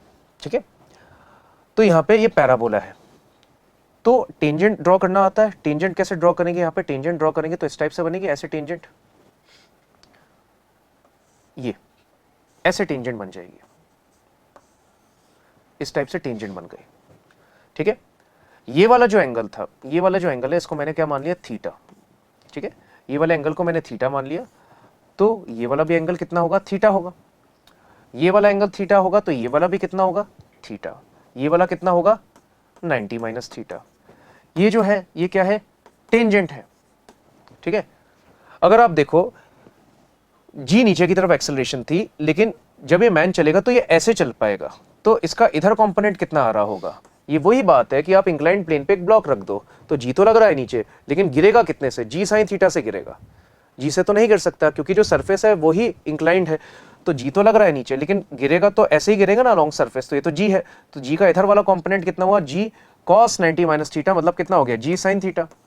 तो ये वाली जो एक्सेलरेशन है ये इसकी अलोंग टेंजेंट है, तो आप बोलोगे जो टेंजेंशियल एक्सेलरेशन होगी वो कितनी होगी? जी साइन थीटा होगी। ठीक है, अब आप देखो आपको एक इक्वेशन दे रखी है। इक्वेशन का क्या काम है? y की वैल्यू दे रखी है इन्होंने x²/2। ठीक है, अगर आप देखो तो ये वाला जो एंगल है, इस एंगल के tan थीटा से मुझे स्लोप मिल जाएगा, और स्लोप क्या होता है? dy/dx, मतलब tan थीटा कितना हो जाएगा? अगर हम इसको डिफरेंशिएट करेंगे तो कितना आ जाएगा? x आ जाएगा। 1/2 बाहर, x² का कितना हो गया? 2x, तो 2 और 2 कट जाएगा। tan थीटा की वैल्यू कितनी आ गई? x आ गई। लेकिन मेरे को साइन थीटा चाहिए, तो इसको ऐसे भी लिख सकता हूं, x/1। इसको ऐसे लिखा जा सकता है। तो मुझे साइन थीटा निकालना है, तो साइन थीटा क्या होगा? ये परपेंडिकुलर हो गया, ये बेस हो गया, तो साइन थीटा होगा परपेंडिकुलर, इसको तो वही रखना है। और यहां कितना आ जाएगा? हाइपोटेन्यूज। हाइपोटेन्यूज कितना हो जाएगा? x² + 1। साइन थीटा की वैल्यू मैं यहां रख दूंगा, तो टेंजेंशियल एक्सेलरेशन कितनी आ जाएगी? जी साइन थीटा। साइन थीटा की वैल्यू हो जाएगी x/√x² + 1। ये आंसर हो जाएगा। चलिए अगला क्वेश्चन करते हैं। ये भी प्रोजेक्टाइल मोशन का क्वेश्चन है। एक प्रोजेक्टाइल को फेंका, इस टाइप से फेंका। ठीक है, इसने बोला कि टाउ समय पे, ठीक है, जो पार्टिकल था वो पॉइंट ए पे था। ठीक है, जो कि मैक्सिमम हाइट आपको पता ही ये होती है, मैक्सिमम हाइट से 5 मीटर नीचे था। ठीक है, और इसने क्या बोला कि 4 टाउ पे ये यहां पे था, जो कि मैक्सिमम हाइट से 45 मीटर नीचे था। तो आपको क्या बताना है? मैक्सिमम हाइट बतानी है प्रोजेक्टाइल की। ठीक है, ये एक इंटीजर बेस्ड क्वेश्चन है, तो आपको पता है जेईई मेंस में इंटीजर क्वेश्चंस भी आते हैं, तो यहाँ कोई भी ऑप्शन नहीं दे रखे, तो इसको हमें सॉल्व करना ही पड़ेगा।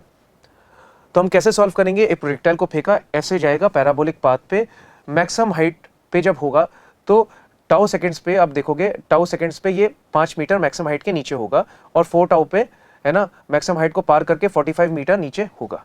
अब आप क्या करोगे? देखो मैक्सिमम हाइट पे क्या जीरो होता है, मैक्सिमम हाइट पे वाई में वेलोसिटी जीरो होती है। अगर आप ये वाले जो डिस्टेंसेस हैं इनको देखो, तो ये कौन से डिस्टेंसेस दे रखे हैं, वर्टिकल डिस्टेंसेस, ठीक है। अगर आप ढंग से देखो तो मैक्सिमम हाइट पे वाई वाली वेलोसिटी कितनी होती है बताओ, जीरो होती है कि नहीं। अब आप एक चीज देखो, क्या मैं ये निकाल सकता हूं कि यहां से मैक्सिमम हाइट जाने में कितना टाइम लगा होगा पार्टिकल को। मैं इसके लिए फॉर्मूला क्या यूज करूंगा, मुझे पता है कि यहां पे वेलोसिटी जीरो होती है वाई डायरेक्शन में, ठीक है। तो मुझे यहां फाइनल वेलोसिटी पता है, यहां मुझे वेलोसिटी नहीं पता, तो मैं एक फॉर्मूला लगाऊंगा vt minus half eighty square. ये फॉर्मूला हमने पढ़ा होगा, जैसे ut plus half eighty square होता है वैसे ही vt minus half eighty square होता है, ठीक है। तो ये फॉर्मूला मैं जो लगा रहा हूं ये वाई डायरेक्शन में लगा रहा हूं। अगर मैं देखूं पार्टिकल जब यहां से यहां आएगा तो वाई में कितना चल गया, ऊपर की तरफ चल गया, कितना चल गया, 5 मीटर चल गया। तो आप यहां लिखोगे डिस्प्लेसमेंट 5 हो गई, फाइनल वेलोसिटी वाई में कितनी हो गई, 0 हो गई, ठीक है। एक्सेलरेशन अगर आप देखो तो एक्सेलरेशन कितना होगा, एक्सेलरेशन तो वाई में माइनस जी होता है, तो -10 ले लिया, ठीक है। और टाइम को मैंने टी स्क्वायर ले लिया, ठीक है। तो टाइम कितना लगा होगा, इस टाइम को t1 ले लो, एक काम करो, तो माइनस और माइनस कट गया, ये कितना हो गया 5, तो t1 की वैल्यू कितनी आ गई, 1 सेकंड आ गई। इसका मतलब यहां से यहां तक जाने में कितना लगा होगा, 1 सेकंड लगा होगा। अब आप देखो मैक्सिमम हाइट पे है पार्टिकल, नीचे आएगा, जब नीचे आएगा तो y में अगर आप देखो तो b तक आने में कितना चल गया होगा, इतना चलेगा। तो देखो कैसे करेंगे, अगर आप देखो डिस्प्लेसमेंट y में कितनी हुई है, डिस्प्लेसमेंट y में हुई है -45। अब यहां मैं फॉर्मूला क्या लगाऊंगा, मुझे इनिशियल वेलोसिटी पता है कि फाइनल वेलोसिटी पता है, मुझे पता है जब ये यहां से यहां आएगा तो इनिशियल वेलोसिटी यहां पे 0 थी, तो यहां मैं फॉर्मूला लगाऊंगा, इस वाले पार्ट के लिए मैं फॉर्मूला लगाने वाला हूं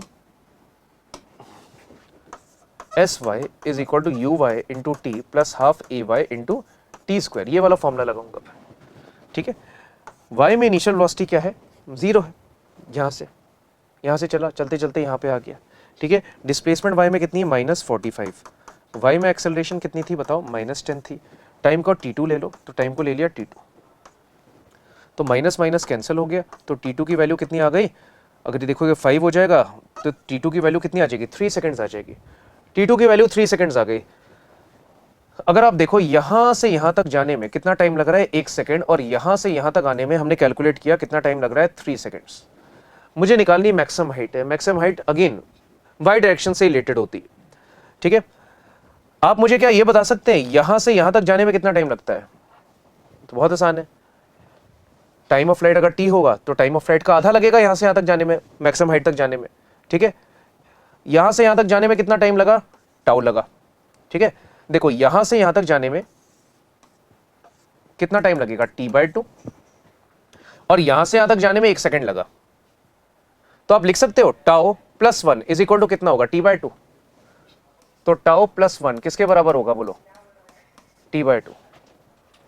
फिर यहां से यहां तक आने में कितना टाइम लगेगा, t/2, जिसमें से यहां से इस पॉइंट तक आने में कितना टाइम लगा है, 3 सेकेंड्स, ठीक है। और यहां से यहां तक का टाइम मेरे को कितना दे रखा है, 4 टाउ। तो अब आप यहां देख सकते हो यहां से यहां तक का टाइम कितना है, 4 टाउ है, यहां से यहां तक था t/2, और यहां से यहां तक कितना लगा है, 3 सेकेंड्स। तो t/2 प्लस 3 ये किसके बराबर होना चाहिए, 4 टाउ। तो आप यहां लिखोगे t/2 प्लस 3 ये किसके बराबर होना चाहिए, 4 टाउ के बराबर होना चाहिए, ठीक है। तो इसमें हम टाउ हटा देते हैं, टाउ कितना हो जाएगा, t/2 -1, ठीक है। और टाउ की वैल्यू हम यहां पुट कर देते हैं, तो कितना आ जाएगा, t/2 plus 3 is equal to 4 tau. Tau की वैल्यू क्या थी, t/2 -1, तो कितना हो जाएगा, t/2 plus 3 is equal to कितना हो जाएगा, 2t - 4, इस टाइप से आ जाएगा, ठीक है। अब आप क्या करेंगे, इसको इधर लेके आएंगे तो यहां बन जाएगा 7, और यहां कितना बन जाएगा, 3t/2। तो टाइम ऑफ फ्लाइट की वैल्यू कितनी आ गई, 14/3 सेकंड्स आ गई, ये टाइम ऑफ फ्लाइट आ गया। टाइम ऑफ फ्लाइट कितना होता था, 2u sin θ/g is equal to कितना आ गया, 14/3। तो ये और ये कैंसिल करें तो u sin θ की वैल्यू कितनी आ जाएगी, 7g/3 ये आ जाएगी। g को मैं उधर लेके चल जाऊंगा, तो u sin θ कितना आएगा, 7g/3। मुझे मैक्सिमम हाइट निकालनी है, तो मैक्सिमम हाइट का फॉर्मूला क्या होता था, मैक्सिमम हाइट का फॉर्मूला होता था u² sin² θ अपॉन नीचे कितना हो गया बोलो, 2g। तो u sin θ कितना था, 7g/3, तो इसका स्क्वायर कर लो, तो 7g/3 इंटू 7g/3 इंटू कितना हो गया 2g। g और g क्या हो गया कैंसिल, ठीक है। 7 7 कितना हो गया 49 और g को 10 ले लिया तो ऊपर कितना हो गया 490। 9 और 9 कितना हो गया 3 और 3 कितना हो गया 9 और 9 इंटू 2 कितना हो गया 18। तो जैसे कि आप देख सकते हो यहां लिखा था 490/x, तो ऊपर तो 490 आ रहा है, नीचे क्या आ रहा है 18 आ रहा है, तो x की वैल्यू कितनी हो जाएगी 18। अगला क्वेश्चन करते हैं। A particle is moving in a circular path, again motion plane का क्वेश्चन है। रेडियस दे रखा है आपको और स्पीड दे रखी है, स्पीड की वैल्यू कितनी है 2t।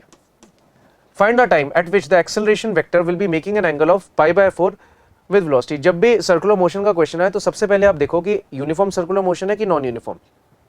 नॉन यूनिफॉर्म में आपको पता है स्पीड भी चेंज होती है और यूनिफॉर्म में आपको पता है स्पीड कांस्टेंट रहती है। तो यहाँ स्पीड चेंज हो रही है, मतलब यहाँ पे टेंजेंशियल एक्सेलरेशन भी आएगा। टेंजेंशियल एक्सेलरेशन होता था dv/dt, तो आप अगर इसको डिफरेंशिएट करेंगे तो टेंजेंशियल एक्सेलरेशन आ गया 2 मीटर/सेकंड स्क्वायर, ठीक है। ये तो टेंजेंशियल एक्सेलरेशन हो गया, है ना। और सेंटीपिटल कितना होगा, सेंटीपिटल आप निकाल सकते हैं। सेंटीपिटल का फॉर्मूला होता था v²/r, तो v की वैल्यू थी 2t, तो 4t²/r। r की वैल्यू कितनी है 2 है, तो कितना आ गया सेंटीमीटर हो जाएगा 2t²। अगर आप देखो find the time at which the acceleration vector will be making an angle of π/4 with the velocity vector, ठीक है। अब देखो जब पार्टिकल चल रहा होगा तो अगर हम देखूं तो एक्सेलरेशन कौन सी है, सेंटीपिटल तो है ही और टेंजेंशियल भी है, क्योंकि यहाँ पे नॉन यूनिफॉर्म सर्कुलर मोशन हो रहा है। तो सेंटीपिटल ऐसे बनाएंगे टुवर्ड्स सेंटर और टेंजेंशियल ऐसे, है ना। और पार्टिकल चल भी रहा है इधर ही, क्योंकि इसकी स्पीड बढ़ रही है। स्पीड अगर बढ़ रही है तो टेंजेंशियल एक्सेलरेशन और वेलोसिटी दोनों की डायरेक्शन सेम होनी चाहिए, तभी स्पीड बढ़ेगी, ठीक है। तो इसने बोला find out the time at which the acceleration vector. Acceleration vector कैसे निकालते हैं, ये सेंटीपिटल था, ये क्या था सेंटीपिटल था, ये था टेंजेंशियल, तो रिजल्टेंट ऐसा कुछ होगा। इसी को बोल रहे हैं एक्सेलरेशन वेक्टर, मतलब नेट एक्सेलरेशन। ये जो है वेलोसिटी के साथ कितना एंगल बना रहा है π/4, π/4 का मतलब कितना हो गया 45 डिग्री, 45। तो आप क्या लिखोगे tan 45 किसके बराबर होगा, tan 45 हो जाएगा परपेंडिकुलर अपॉन बेस, मतलब tan 45 बन जाएगा AC/80। tan 45 कितना होता है 1 होता है, मतलब AC की वैल्यू किसके बराबर होनी चाहिए 80। AC की वैल्यू कितनी थी 2t² थी और 80 की वैल्यू कितनी थी 2 थी, 2 और 2 कैंसिल, तो टाइम की वैल्यू कितनी आ गई 1 सेकेंड। ये आंसर हो जाएगा। चलिए अगला क्वेश्चन करते हैं, ये भी इंटीजर टाइप क्वेश्चन है। ग्राफ आपको दे रहा है, एक्सटी ग्राफ दे रखा है, एक्सटी ग्राफ दे रखा है, पैराबोलिक दे रखा है इसने, और बोल रखा है डिस्टेंस बताना है पार्टिकल का 4 सेकंड में, 4 सेकंड से 16 सेकंड्स के बीच में, ठीक है। ज्यादा कुछ इंफॉर्मेशन दे नहीं रखती। अगर मैं क्वेश्चन को देखूं तो ज्यादा कुछ इंफॉर्मेशन है नहीं, तो देख के तो ये लगता है कि पता नहीं कैसे होगा, हो सकता है कि कुछ चीजें मिसिंग हो। लेकिन इसने एक चीज बोल रखी है कि एक्सटी जो ग्राफ है वो पैराबोलिक है, मतलब जो एक्स है अगर पैराबोला होता है तो t² पे डिपेंड करेगा एक्स जो होगा, और t का जो ग्राफ है ये t² पे डिपेंड करेगा, मतलब हाईएस्ट पावर तो स्क्वायर ही होगी क्योंकि पैराबोला है। तो आप एक चीज देखो, अगर आप इसको डिफरेंशिएट करोगे तो वेलोसिटी t⁻1 पे डिपेंड करेगी, एक्सेलरेशन t⁻0, मतलब एक्सेलरेशन क्या होगा कांस्टेंट होगा। तो यहां से एक चीज पता लग गई कि जो ग्राफ होगा उसमें एक्सेलरेशन क्या होगा कांस्टेंट होगा, और जब एक्सेलरेशन कांस्टेंट होता है तो हमारे क्वेश्चंस बहुत आसान हो जाते हैं, क्योंकि उनमें हम इक्वेशन ऑफ मोशन का यूज कर सकते हैं। अब यहाँ पे आप एक चीज देखो, जो चीज दे रखी है यहाँ पे इसने हमें कुछ एंगल्स दे रखे हैं 37 और 53, ठीक है। इस लाइन को अगर हम पीछे इस टाइप से एक्सटेंड करें ऐसे, तो ये वाला जो एंगल है ये भी 37 बनेगा, और इसको अगर हम पीछे की तरफ एक्सटेंड करेंगे तो ये वाला एंगल कितना बनेगा 53 बनेगा, ठीक है। तो अगर आप देखो ये एक्सटी ग्राफ है और ये जो एंगल्स हैं, ये एंगल्स क्या निकालने के काम आते हैं, स्लोप निकालने के काम आते हैं। तो यहाँ पे इस वाले पॉइंट पे अगर आप देखो तो इस वाले पॉइंट पे जो स्लोप है, स्लोप कितना होगा tan 37, और इस वाले पॉइंट पे स्लोप कितना होगा tan 53। तो आप देखोगे tan 37 होगा स्लोप इस पॉइंट पे, और स्लोप एक्सटी ग्राफ का क्या देता है वेलोसिटी, मतलब इस वाले पॉइंट पे अगर वेलोसिटी v1 है, इस वाले पॉइंट पे वेलोसिटी v2 है, ठीक है। इस वाले पॉइंट पे अगर वेलोसिटी v2 है तो जो स्लोप है, स्लोप मुझे पता है tan 37 क्या होगा स्लोप होगा, और स्लोप वेलोसिटी देता है एक्सटी ग्राफ का, तो v1 होगा tan 37, तो v1 की वैल्यू कितनी आएगी बोलो 3/4 मीटर/सेकंड। इस वाले पॉइंट पे स्लोप कितना था tan 53 था, तो 1053 इस पॉइंट पे वेलोसिटी देगा, तो कितना आ जाएगा 4/3। यहां और यहां वेलोसिटी पता लग गई, यहां से यहां तक का टाइम भी पता है, कितना टाइम है 12 सेकेंड्स। कितना टाइम आ गया 12 सेकेंड्स आ गया। अब आप क्या करोगे, अगर एक्सेलरेशन कांस्टेंट होता है तो याद करो एक फॉर्मूला पढ़ते थे डिस्प्लेसमेंट का, v1 + v2/2 × t। इससे बहुत आसानी से हो जाएगा। तो v1 कितना था 3/4 और v2 कितना था 4/3, नीचे 1/2 हो गया। और टाइम कितना लगेगा, क्या बोला था 4 सेकंड से 16 सेकंड, तो टाइम कितना लग गया 12, तो ये कितना हो गया 6 हो गया। तो s की वैल्यू कितनी हो गई 3 × 3 कितना हो गया 9, और 9 ये कितना हो गया 25 हो गया, 9 और ये कितना हो गया 25, ये कितना हो जाएगा 12। तो आंसर कितना हो जाएगा 25/2 मीटर।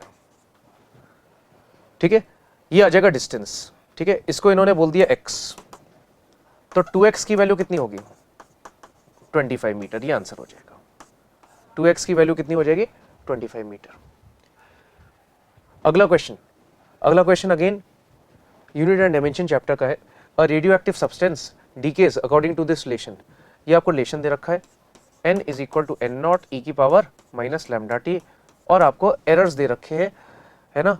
एरर किस में दे रखा है, n0 में, लैम्डा में, टाइम में, सब में आपको एरर्स दे रखा है। n0 में भी है, लैम्डा में भी है, टाइम में, कोई भी कांस्टेंट नहीं है, सब में एरर दे रखा है। ठीक है, तो आपको एरर किस में बताना है, परसेंटेज एरर n में बताना है। ठीक है, तो कैसे करेंगे, यहाँ सब मल्टीप्लाइड है और e भी आ रहा है, तो आप यहाँ पे लॉग ले सकते हैं। तो ln n = ln n0। ठीक है, और जब लॉग लेंगे तो ये नीचे आ जाएगा। ठीक है, नीचे आ जाएगा, यहाँ पे इस टाइप से आ जाएगा। अब आपको डिफरेंशिएट करना है क्योंकि एरर निकालना है, तो ये बन जाएगा, डिफरेंशिएट करेंगे तो ये बन जाएगा Δn/n, ये बन गया Δn0/n0। ठीक है, अगर मुझे एरर निकालना है तो मुझे एरर बाय डिफॉल्ट मैक्सिमम निकालना होता है, तो इसमें मैं माइनस नहीं लूंगा, हमेशा एरर में प्लस लेते हैं, तो यहाँ प्लस आ जाएगा। अब यहाँ पे आपको इसमें एरर निकालना पड़ेगा। ठीक है, तो आपको इसको डिफरेंशिएट करना पड़ेगा। इसको जब आप डिफरेंशिएट करोगे तो t इंटू यहाँ पे क्या लग जाएगा, product rule, t into delta lambda plus lambda into कितना आ जाएगा डेल्टा t, ऐसा कुछ आ जाएगा। तो ये सारी वैल्यूज मेरे को निकालनी पड़ेंगी। अब ये सारी वैल्यूज कैसे निकलेंगी, देखो आपको क्या क्या दे रखा है, n0 की वैल्यू इसने दे रखी है 1% एरर के साथ। ठीक है, अब आप एक काम करो, इसको 100 से मल्टीप्लाई कर दो एरर निकालने के लिए, तो ये 100 100 और ये 100 से मैंने मल्टीप्लाई कर दिया। ठीक है, ये जो है इसकी वैल्यू मुझे पता है, इसकी वैल्यू कितनी है, n0 में एरर दे रखा है 1% का। ठीक है, लैम्डा में एरर दे रखा है 1% का। ठीक है, तो एक चीज अपन कर सकते हैं, लैम्डा में जो एरर है वो कितना है, delta lambda by lambda into 100, ये कितना है 1% है। तो डेल्टा लैम्डा कितना होगा, डेल्टा लैम्डा की वैल्यू हो जाएगी λ/100। डेल्टा लैम्डा की वैल्यू कितनी हो जाएगी, λ/100। लैम्डा की वैल्यू क्या है 0.01। ठीक है, तो ये कितना हो जाएगा 0.01/100। ये डेल्टा लैम्डा हो गया, जिसकी जरूरत मेरे को यहाँ पे पड़ेगी। ठीक है, अब देखो टाइम में कुछ दे रखा है, टाइम में एरर कितना है 0.5% का। ठीक है, तो टाइम में एरर कितना दे रखा है, यहाँ मैं अगर देखूँ तो टाइम में error delta t/t into 100, time में एरर कितने का दे रखा है 0.5 का, तो इज इक्वल टू 0.5। तो डेल्टा t की वैल्यू कितनी हो जाएगी 0.5 t/100। ठीक है, और t की वैल्यू कितनी है,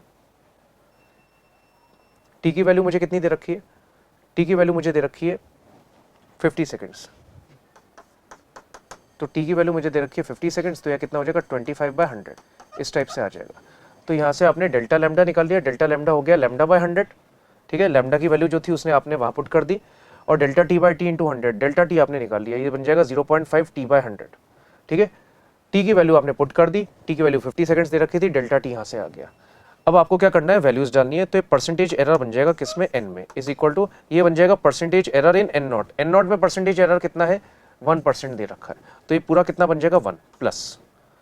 अब यहाँ देखो आप, टाइम कितना था, टाइम था 50 सेकेंड्स, तो यहाँ 50 आ गया।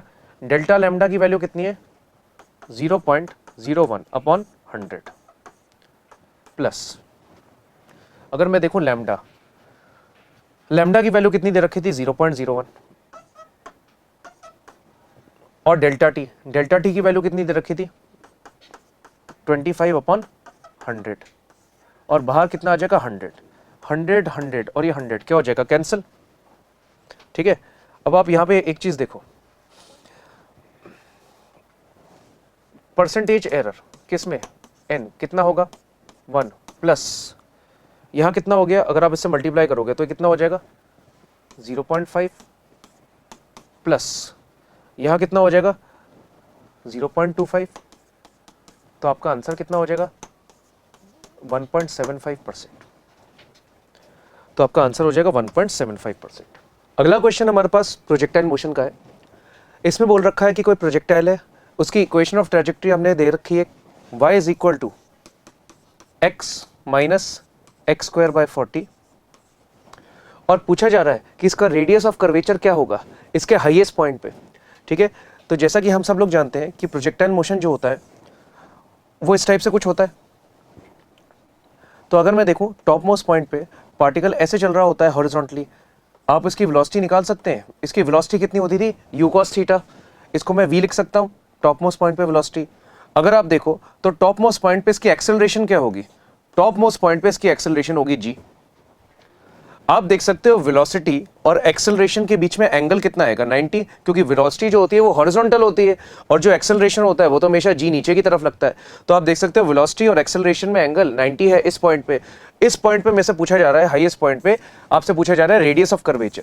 तो रेडियस ऑफ कर्वेचर का बच्चों फॉर्मूला क्या होता था, याद करो, रेडियस ऑफ कर्वेचर का फॉर्मूला होता था, रेडियस ऑफ कर्वेचर निकालते हैं हम v square upon A normal से। ए नॉर्मल मतलब कौन सी एक्सेलरेशन, वो वाली एक्सेलरेशन जो वेलोसिटी के क्या है परपेंडिकुलर है। तो यहाँ पे मैं देख सकता हूँ जो वेलोसिटी है वो तो u cos थीटा है और जो एक्सेलरेशन है वो इसके परपेंडिकुलर है। तो आप जब यहाँ पे रेडियस ऑफ कर्वेचर निकालेंगे तो टॉप मोस्ट पॉइंट पे इसकी स्पीड हो गई u cos थीटा, तो कितना आ जाएगा u square cos square theta, और एक्सेलरेशन कौन सी हो गई इसके परपेंडिकुलर जो कि है g, तो ये आना चाहिए। अब इसकी वैल्यू हमें निकालनी है। अब इसकी वैल्यू कहाँ से निकालेंगे, एक बार देखते हैं equation of trajectory. Equation of trajectory दे रखी है आपको y is equal to x minus x square by 40। अगर आपको याद हो बच्चों तो इक्वेशन ऑफ ट्रैजेक्टरी का जनरल फॉर्मूला क्या होता है, y is equal to X tan theta minus G X square upon 2u square cos square theta, ये होता था। तो अगर मैं इसको ऐसे लिखूं तो y is equal to tan theta into x minus x square upon 2u square cos square theta, g को मैं नीचे लेके आ जाता हूं। अब आप कंपेयर करो बच्चों, आप देख सकते हो यहां आपको x दिख रहा है, यहां भी x दिख रहा है, यहां आपको tan थीटा दिख रहा है और यहां x के पहले आपको 1 दिख रहा है। ठीक है, तो tan थीटा 1 हो जाएगा कंपैरिजन से। यहां पे आप देख सकते हो माइनस की जगह माइनस है, एक्स स्क्वायर की जगह एक्स स्क्वायर है, 40 की जगह कितना है 2u square cos square theta upon g। तो मैं यहां पे एक चीज लिख सकता हूं, जो 40 होगा, 40 को अगर आप कंपेयर करोगे तो 40 किसके बराबर होगा 2u square cos square theta upon g। ठीक है, तो u square cos square theta upon g, इसकी वैल्यू कितनी आ जाएगी मेरे पास, इसकी वैल्यू 20 आ जाएगी। और अगर आप देखें तो रेडियस ऑफ कर्वेचर कितना आ रहा था u square cos square theta upon g, तो मुझे ये टर्म चाहिए था और ये टर्म मुझे यहां से मिल गया। तो रेडियस ऑफ कर्वेचर आ रहा था मेरे पास u square cos square theta upon g और इसकी वैल्यू मेरे पास कितनी आ गई 20। तो radius of curvature top most point पे कितना आ जाएगा 20 मीटर। तो हमारा आंसर रेडियस ऑफ कर्वेचर का 20 मीटर हो जाएगा।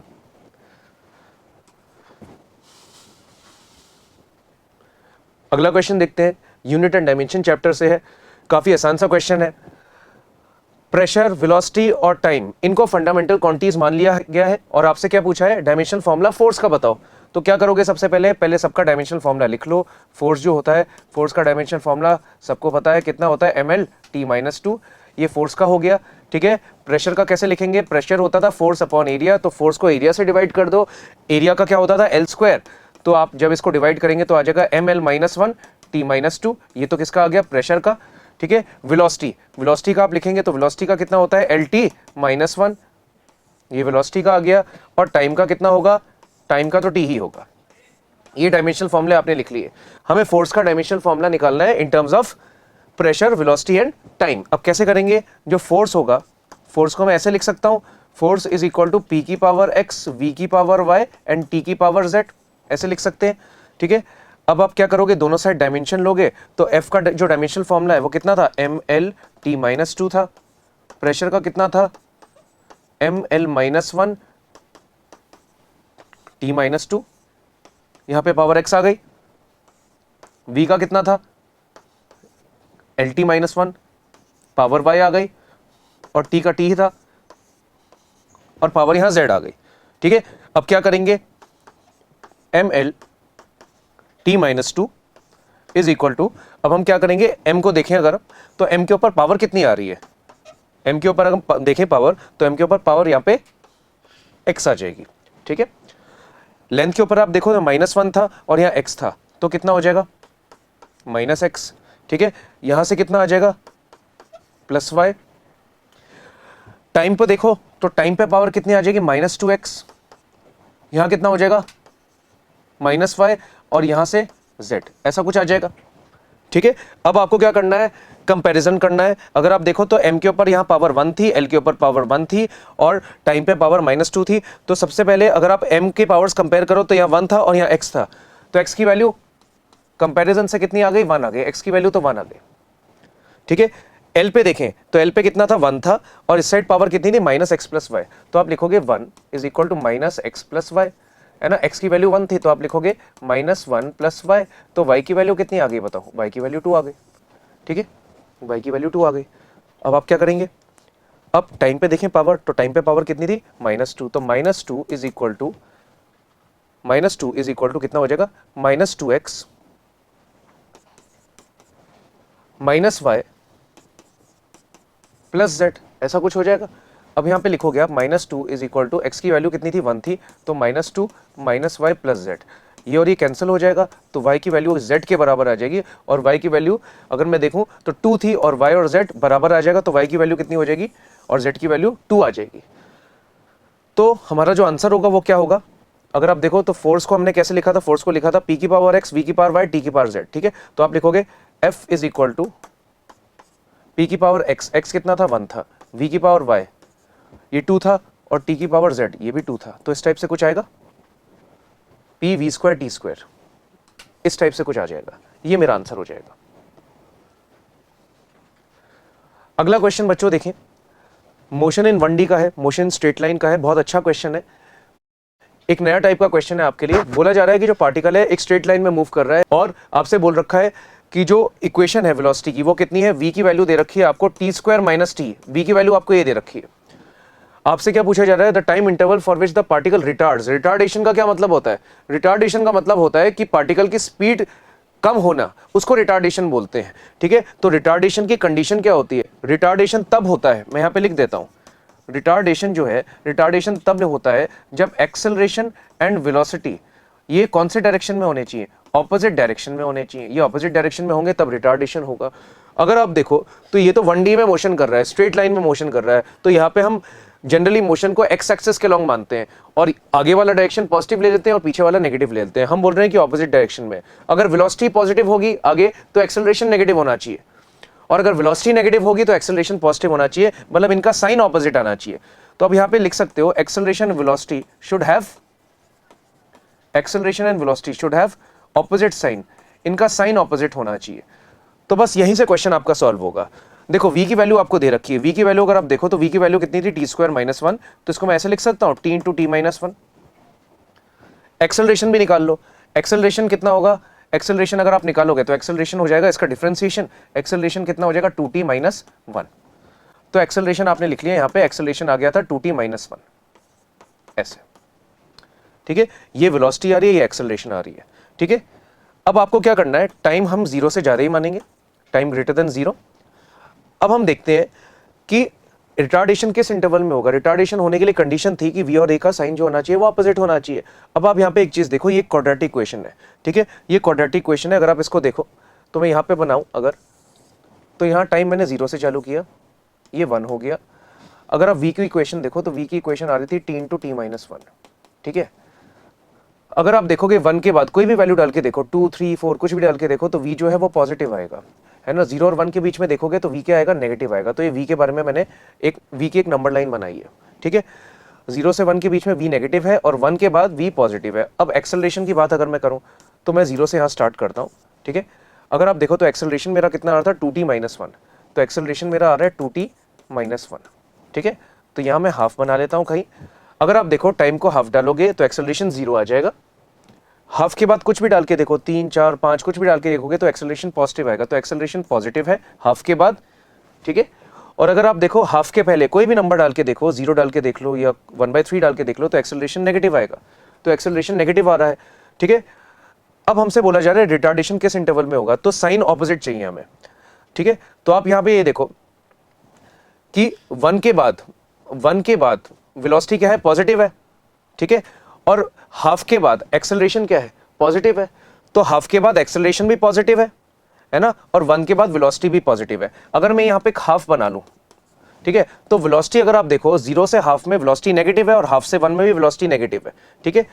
अब यहाँ पे एक चीज अगर आप देखो तो 0 से हाफ में वेलोसिटी नेगेटिव है और एक्सेलरेशन भी नेगेटिव है, ठीक है। 0 से हाफ से 1 में वेलोसिटी क्या है, नेगेटिव, और एक्सेलरेशन क्या है, पॉजिटिव।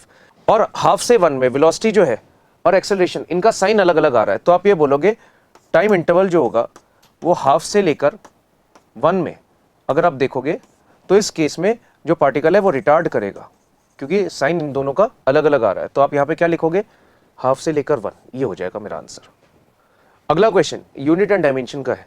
अगले क्वेश्चन को अगर हम देखें तो इसमें बोला जा रहा है कि एक नया सिस्टम है, इसमें इन्होंने लेंथ, मास और टाइम की यूनिट हमें दे रखी है, 10 सेंटीमीटर, 10 ग्राम और 0.1 सेकेंड। हमें बोला जा रहा है यूनिट ऑफ फोर्स बतानी है in this new system that will be equivalent to k newton, ठीक है। अब सीधी सी बात है, क्वेश्चन हमने पढ़ लिया है, यहाँ फोर्स की बात हो रही है, तो सबसे पहले फोर्स का डायमेंशनल फॉर्मूला लिख लो। फोर्स का डायमेंशनल फॉर्मूला कितना होता है, mL/T-2, ये डायमेंशनल फॉर्मूला होता है, ठीक है।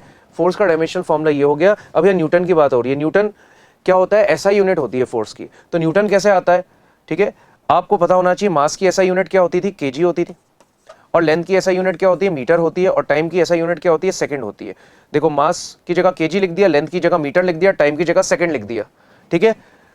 मास के ऊपर पावर 1 थी तो यहाँ पावर 1, लेंथ के ऊपर पावर 1 तो मीटर के ऊपर पावर 1, टाइम पे पावर कितनी थी, -2, तो सेकंड पे भी पावर कितनी थी, -2। ये यूनिट हो जाती है फोर्स की। ये 1 kg मीटर पर सेकंड स्क्वायर, इसको बोलते हैं 1 न्यूटन, ठीक है। तो 1 kg मीटर पर सेकंड स्क्वायर, इसको क्या बोलते हैं, 1 न्यूटन बोलते हैं, ठीक है। अब इसने क्या बोला कि हमने एक नई सिस्टम ऑफ यूनिट्स बनाई है, ठीक है। उसकी जो यूनिट है वो कितने न्यूटन के बराबर होगी। अब हम कैसे सॉल्व करेंगे क्वेश्चन, हम इस टाइप के क्वेश्चन इस टाइप से सॉल्व करते हैं, n1u1 is equal to n2u2, ठीक है। तो पहला जो सिस्टम ऑफ यूनिट है वो कौन सा वाला है, पहला सिस्टम ऑफ यूनिट हम मान लेते हैं न्यूटन वाला, ऐसा ही सिस्टम, ठीक है। तो पहले में जो यूनिट होगी वो कितनी होगी, केजी मीटर पर सेकंड स्क्वायर, ये हो जाएगी, ठीक है। इसी को एक न्यूटन बोला जाता है, ठीक है। और हमें बोला जा रहा है कि जो नया वाला जो सिस्टम है उसमें एक यूनिट मतलब न्यूमेरिकल वैल्यू कितनी होनी चाहिए, 1, और यूनिट कितनी होगी, यूनिट देखो मास की यूनिट क्या दे रखी है, 10 ग्राम, लेंथ की यूनिट क्या दे रखी है, 10 सेंटीमीटर, टाइम की यूनिट क्या दे रखी है, 0.1 सेकेंड, ठीक है। तो ये देखो mL/T-2, ठीक है। मास की जगह लिख दिया इसकी यूनिट, लेंथ की जगह इसकी यूनिट लिख दी, और टाइम की जगह इसकी यूनिट लिख दी, है ना। और क्योंकि बोल रहा है कि unit of force in the new system, unit का मतलब है कि इसकी न्यूमेरिकल वैल्यू क्या होनी चाहिए, 1 होनी चाहिए, तो 1 इसकी न्यूमेरिकल वैल्यू है, ये मैंने यूनिट्स लिख दी। अब बोला जा रहा है कितने न्यूटन के बराबर है, तो अगर आप देखो यही एक न्यूटन होता है, कितने न्यूटन के बराबर है, मैं मान लेता हूं x न्यूटन के बराबर है, तो मुझे बेसिकली x निकालना है। तो x कैसे निकालेंगे, अब आपको कुछ भी नहीं करना, एक सिस्टम ऑफ यूनिट्स में कन्वर्ट कर दो। अब एक काम करते हैं, ये जो केजी है, केजी को क्या लिख सकता हूं मैं, बोलो 1000 ग्राम, मीटर को क्या लिख सकता हूं, 100 सेंटीमीटर, ठीक है। और यहां पे नीचे क्या आ जाएगा, सेकंड का स्क्वायर, यहां क्या हो जाएगा 10 ग्राम, यहां क्या हो जाएगा 10 सेंटीमीटर, और यहां अगर मैं देखूं तो क्योंकि पावर -2 थी तो 0.1 इंटू 0.1, और यहां सेकंड स्क्वायर आ जाएगा, सेकंड स्क्वायर कट गया, ग्राम सेंटीमीटर कट गया, ठीक है। अब यहां पे देखोगे इधर 2 0 आ रहे हैं और ये 2 0 इधर से कट जाएंगे, ठीक है। तो x की वैल्यू मुझे बतानी है। अब x की वैल्यू कितनी होगी, देखो इधर कितना आ रहा है 1000 और इधर 0.1, ठीक है। तो x की वैल्यू कितनी हो जाएगी, मैं इसको अगर दोबारा लिखूं तो इधर बच रहा था 1000 और इधर 0.1 है, ये जंप करके ऊपर चले जाएगा तो कितना हो जाएगा 100, तो x की वैल्यू कितनी हो जाएगी 1/10, x की वैल्यू कितनी हो जाएगी 1/10, तो x का आंसर कितना आ जाएगा मेरा 0.1, ठीक है, तो k की वैल्यू कितनी आ जाएगी 0.1। अगला क्वेश्चन काफी अच्छा क्वेश्चन है। इसमें बोला जा रहा है कि कोई जो पार्टिकल है ये x एक्सिस के अलॉन्ग चल रहा है, ठीक है, और कोई फंक्शन उसके अकॉर्डिंग ये चल रहा है, और आपसे बोला जा रहा है जो ऑब्जेक्ट है वो ओरिजिन की तरफ मूव करने के लिए कंडीशन क्या होनी चाहिए। तो यहाँ पे इस टाइप से आप ऐसे बना लो, यहाँ पे ओरिजिन बना लो। हमें बोला जा रहा है जो ऑब्जेक्ट है वो ओरिजिन की तरफ मूव कर रहा है, तो क्योंकि ये 1D का क्वेश्चन है, क्योंकि यहाँ पे x एक्सिस दे रखा है, तो ओरिजिन की तरफ आने के लिए दो तरीके हो सकते हैं। हो सकता है एक तो यहाँ से आए और एक यहाँ से आए, दो तरीके हो सकते हैं, ठीक है। अब आप कैसे करेंगे, देखिए, अगर पार्टिकल यहाँ से आ रहा होगा तो देखो ये तो ओरिजिन हो गया। ओरिजिन मतलब यहाँ पे कोऑर्डिनेट्स क्या होने वाले हैं, 0,0, ठीक है। अगर आप देखो इस साइड पॉजिटिव मानते हैं और इस साइड क्या मानते हैं, नेगेटिव मानते हैं, ठीक है। यहाँ पे अगर पार्टिकल होगा तो इसके जो कोऑर्डिनेट्स होंगे वो इस टाइप से होंगे x,0, ठीक है। यहाँ पे जब पार्टिकल होगा तो इसके कोऑर्डिनेट्स क्या होंगे, इसके भी x,0 होंगे। यहाँ पे जो x होगा ये x बेसिकली क्या होगा, नेगेटिव, और यहाँ पे जो x होगा ये x बेसिकली क्या होगा, पॉजिटिव, क्योंकि मैं ओरिजिन के राइट हैंड साइड हूँ तो ये x पॉजिटिव होगा, और x,0 अगर मैं ले रहा हूँ तो x क्या होगा, ये नेगेटिव होगा। अब यहाँ पे एक चीज आप देखो, पार्टिकल ऐसे आ रहा है तो पार्टिकल की वेलोसिटी इधर होनी चाहिए, पार्टिकल ओरिजिन की तरफ आ रहा है तो यहाँ पे वेलोसिटी इसकी इधर होनी चाहिए। अब यहाँ पे एक चीज देखो, वेलोसिटी एक वेक्टर क्वांटिटी है, इसको साइन के साथ लिया जाता है। जनरली हम ये वाला डायरेक्शन पॉजिटिव ले लेते हैं और ये वाला नेगेटिव ले लेते हैं। तो अगर आप एक चीज देखो, अगर पार्टिकल ओरिजिन की तरफ आ रहा है इस साइड से आएगा तो यहाँ पे x क्या है, पॉजिटिव, और वेलोसिटी पीछे की तरफ थी, ठीक है, तो पीछे के डायरेक्शन को मैं नेगेटिव मानता हूं, तो x था पॉजिटिव और v क्या था, नेगेटिव, तो दोनों का प्रोडक्ट कैसा आ रहा है, नेगेटिव। अब इसको अगर मैं देखूं, ओरिजिन के लेफ्ट हैंड साइड देखूं मैं, तो x जो था वो क्या था, नेगेटिव, और v क्या था, पॉजिटिव, तो दोनों का जो प्रोडक्ट आ रहा है फिर से नेगेटिव आ रहा है। तो आप यहाँ पे एक चीज देख सकते हो कि जब भी पार्टिकल ओरिजिन की तरफ आएगा तो x का और v का प्रोडक्ट क्या आएगा, नेगेटिव आएगा। तो यहाँ पे आप एक चीज लिख सकते हो कि x into v should be less than 0, इनका प्रोडक्ट क्या होना चाहिए, 0 से कम होना चाहिए, ठीक है। अब आप क्या करोगे, क्योंकि मेरे को ऑप्शंस इस टाइप से दे रखे हैं, dx by dt greater than 0, dx square by dt, इस टाइप से कुछ दे रखा है, ठीक है। सब में मुझे x दिख रहा है, v कहीं भी कुछ नहीं दिख रहा, तो v को अपन ऐसे लिख सकते हैं, v का फॉर्मूला क्या होता था, dx by dt, ऐसा कुछ होगा, ठीक है, इस टाइप से कुछ हो जाएगा। अगर मैं देखूं तो x into D x by D T ये लेस देन 0 आ रहा है, तो पहला ऑप्शन तो मुझे गलत लग रहा है, दूसरा ऑप्शन भी मुझे गलत लग रहा है। अगर मैं तीसरा ऑप्शन की तरफ देखूं तो तीसरा ऑप्शन में मुझे दे रखा है D of x square by D T is less than 0। तो डिफरेंशिएशन किसका हो रहा है, एक्स स्क्वायर का हो रहा है, ठीक है। एक्स स्क्वायर का डिफरेंशिएशन जब आप करोगे, ठीक है, अगर एक्स स्क्वायर का डिफरेंशिएशन करोगे तो यहाँ क्या आ रहा है, देखो डिफरेंशिएशन एक्स स्क्वायर का जब आप करोगे तो ऐसा कुछ आता है, एक्स स्क्वायर का करेंगे तो कितना आएगा 2x, और चेन रूल लगाएंगे तो कितना आएगा dx बाई dt, ऐसा कुछ आ रहा है। और यहाँ भी अपना वैसा ही कुछ आ रहा है, हमारी कंडीशन आ रही थी x dx by dt is less than 0, है ना। यहाँ क्या आ रहा था 2x dx बाई dt, ठीक है। तो अगर इसमें 2 में मल्टीप्लाई कर दूं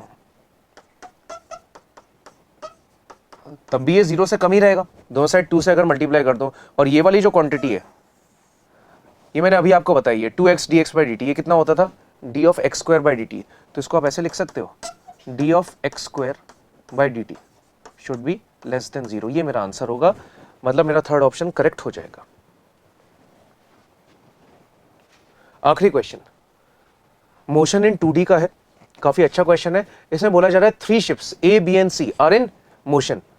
The motion of A as seen by B is with speed v towards northeast. तो ये बोल रहा है कि वेलोसिटी किसकी, A की, कहां से देखने पे, B से देखने पे, तो VAB लिखते हैं, रिलेटिव वेलोसिटी हमने पढ़ रखा है, तो velocity of A with respect to B, ये जो वेलोसिटी वेक्टर है ये किसके अलॉन्ग है बताओ, नॉर्थ ईस्ट, ठीक है। The motion of B as seen by C, मतलब B को देख रहे हैं, कौन देख रहा है, C देख रहा है, स्पीड इसकी V ही थी, कौन से डायरेक्शन में थी, नॉर्थ वेस्ट। तो आपसे बोला जा रहा है then as seen by A C will be moving in which direction, ठीक है। अगर हम A के मोशन को देखें B से तो कह रहा है कि भाई नॉर्थ ईस्ट के अलॉन्ग होता है, और अगर B के मोशन को देखें, कौन देख रहा है, C देख रहा है, तो कह रहा है नॉर्थ वेस्ट के अलॉन्ग हो रहा है। अभी कह रहा है कि A का मोशन C के देखने से कहां पे होगा, तो आप कैसे करोगे, देखो जल्दी से बताओ, ये क्या हो गया नॉर्थ, ये क्या हो गया वेस्ट, ये क्या हो गया ईस्ट, ये क्या हो गया साउथ, ठीक है। अब VAB क्या होगा, VA माइनस VB, ठीक है। VAB अगर मैं बनाऊं तो VAB कैसा होगा, नॉर्थ और ये ईस्ट है तो नॉर्थ ईस्ट ऐसा होगा, ये हो जाएगा VAB। VAB को कैसे लिख सकते हैं जल्दी से बताओ, VA vector minus VB vector, ऐसे लिख सकते हैं। ठीक है, VBC को बना लो। VBC क्या था, किस डायरेक्शन में था, नॉर्थ वेस्ट में था, तो ये नॉर्थ था, ये वेस्ट था, नॉर्थ वेस्ट इस टाइप से होगा। ठीक है, ये क्या हो जाएगा बताओ, VBC। तो VBC मतलब VB vector minus VC vector. ये कौन से डायरेक्शन में था, नॉर्थ वेस्ट। ठीक है, नॉर्थ वेस्ट और नॉर्थ ईस्ट का मतलब ये होता है कि एकदम नॉर्थ और ईस्ट के बीच में, मतलब 45 डिग्री 45 डिग्री। बताओ इसका मैग्नीट्यूड कितना था, V था, है ना, और इसका भी मैग्नीट्यूड कितना था, V था। ठीक है, तो VA माइनस VB इस डायरेक्शन में था, VB माइनस VC इस डायरेक्शन में था। आपसे पूछा क्या है, then as seen by A, C will be moving in which direction. तो आपको निकालना क्या है, आपको बेसिकली निकालना है VCA निकालना है। तो VCA क्या होगा, VC vector minus VA vector. आपको निकालना ये है VCA वेक्टर, ये क्या हो जाएगा, VC vector minus VA vector, आपको ये निकालना है। ठीक है, अब देखो ये मेरे पास VA माइनस VB था और ये VB माइनस VC था। अगर मैं इन दोनों वेक्टर्स को जोड़ लूं, ये वेक्टर इधर था, ये इधर था, तो मेरे पास ऐसा कुछ आएगा, कि नहीं। ठीक है, अगर मैं इन दोनों को जोड़ लूंगा तो क्या आएगा, VB और VB कट जाएगा, मेरे पास क्या आ जाएगा, VA vector minus VC vector, इस टाइप से कुछ आ जाएगा, VA vector minus VC vector, ये आ जाएगा। लेकिन चाहिए क्या मुझे चाहिए क्या, VC vector minus VA vector. मैं इसको ऐसे लिख सकता हूं, माइनस अगर मैंने बाहर निकाला तो VA vector minus VC vector, VCA vector किसके बराबर होगा, minus of VA vector minus VC vector. VA vector minus VC vector ये क्या था, ये कौन से डायरेक्शन में आ रहा था, नॉर्थ डायरेक्शन में आ रहा था। ठीक है, तो ये जो वेक्टर है ये कौन से डायरेक्शन में आ रहा था, ये नॉर्थ डायरेक्शन में आ रहा था, और उसके सामने मैंने एक माइनस लगा रखा है। माइनस का क्या मतलब होता है कि इसके ऑपोजिट होगा, मतलब VCA वेक्टर जो होगा वो नॉर्थ के ऑपोजिट होगा, मतलब कौन से डायरेक्शन में होगा, साउथ डायरेक्शन में होगा। तो मेरा आंसर साउथ जो होगा वो सही होगा, तो मेरा जो आंसर होगा वो साउथ सही होगा। चलिए बेटा, इस सेशन में सिर्फ इतना ही। अब अगली बार मिलते हैं नए टॉपिक्स के साथ। Stay tuned. Thank you.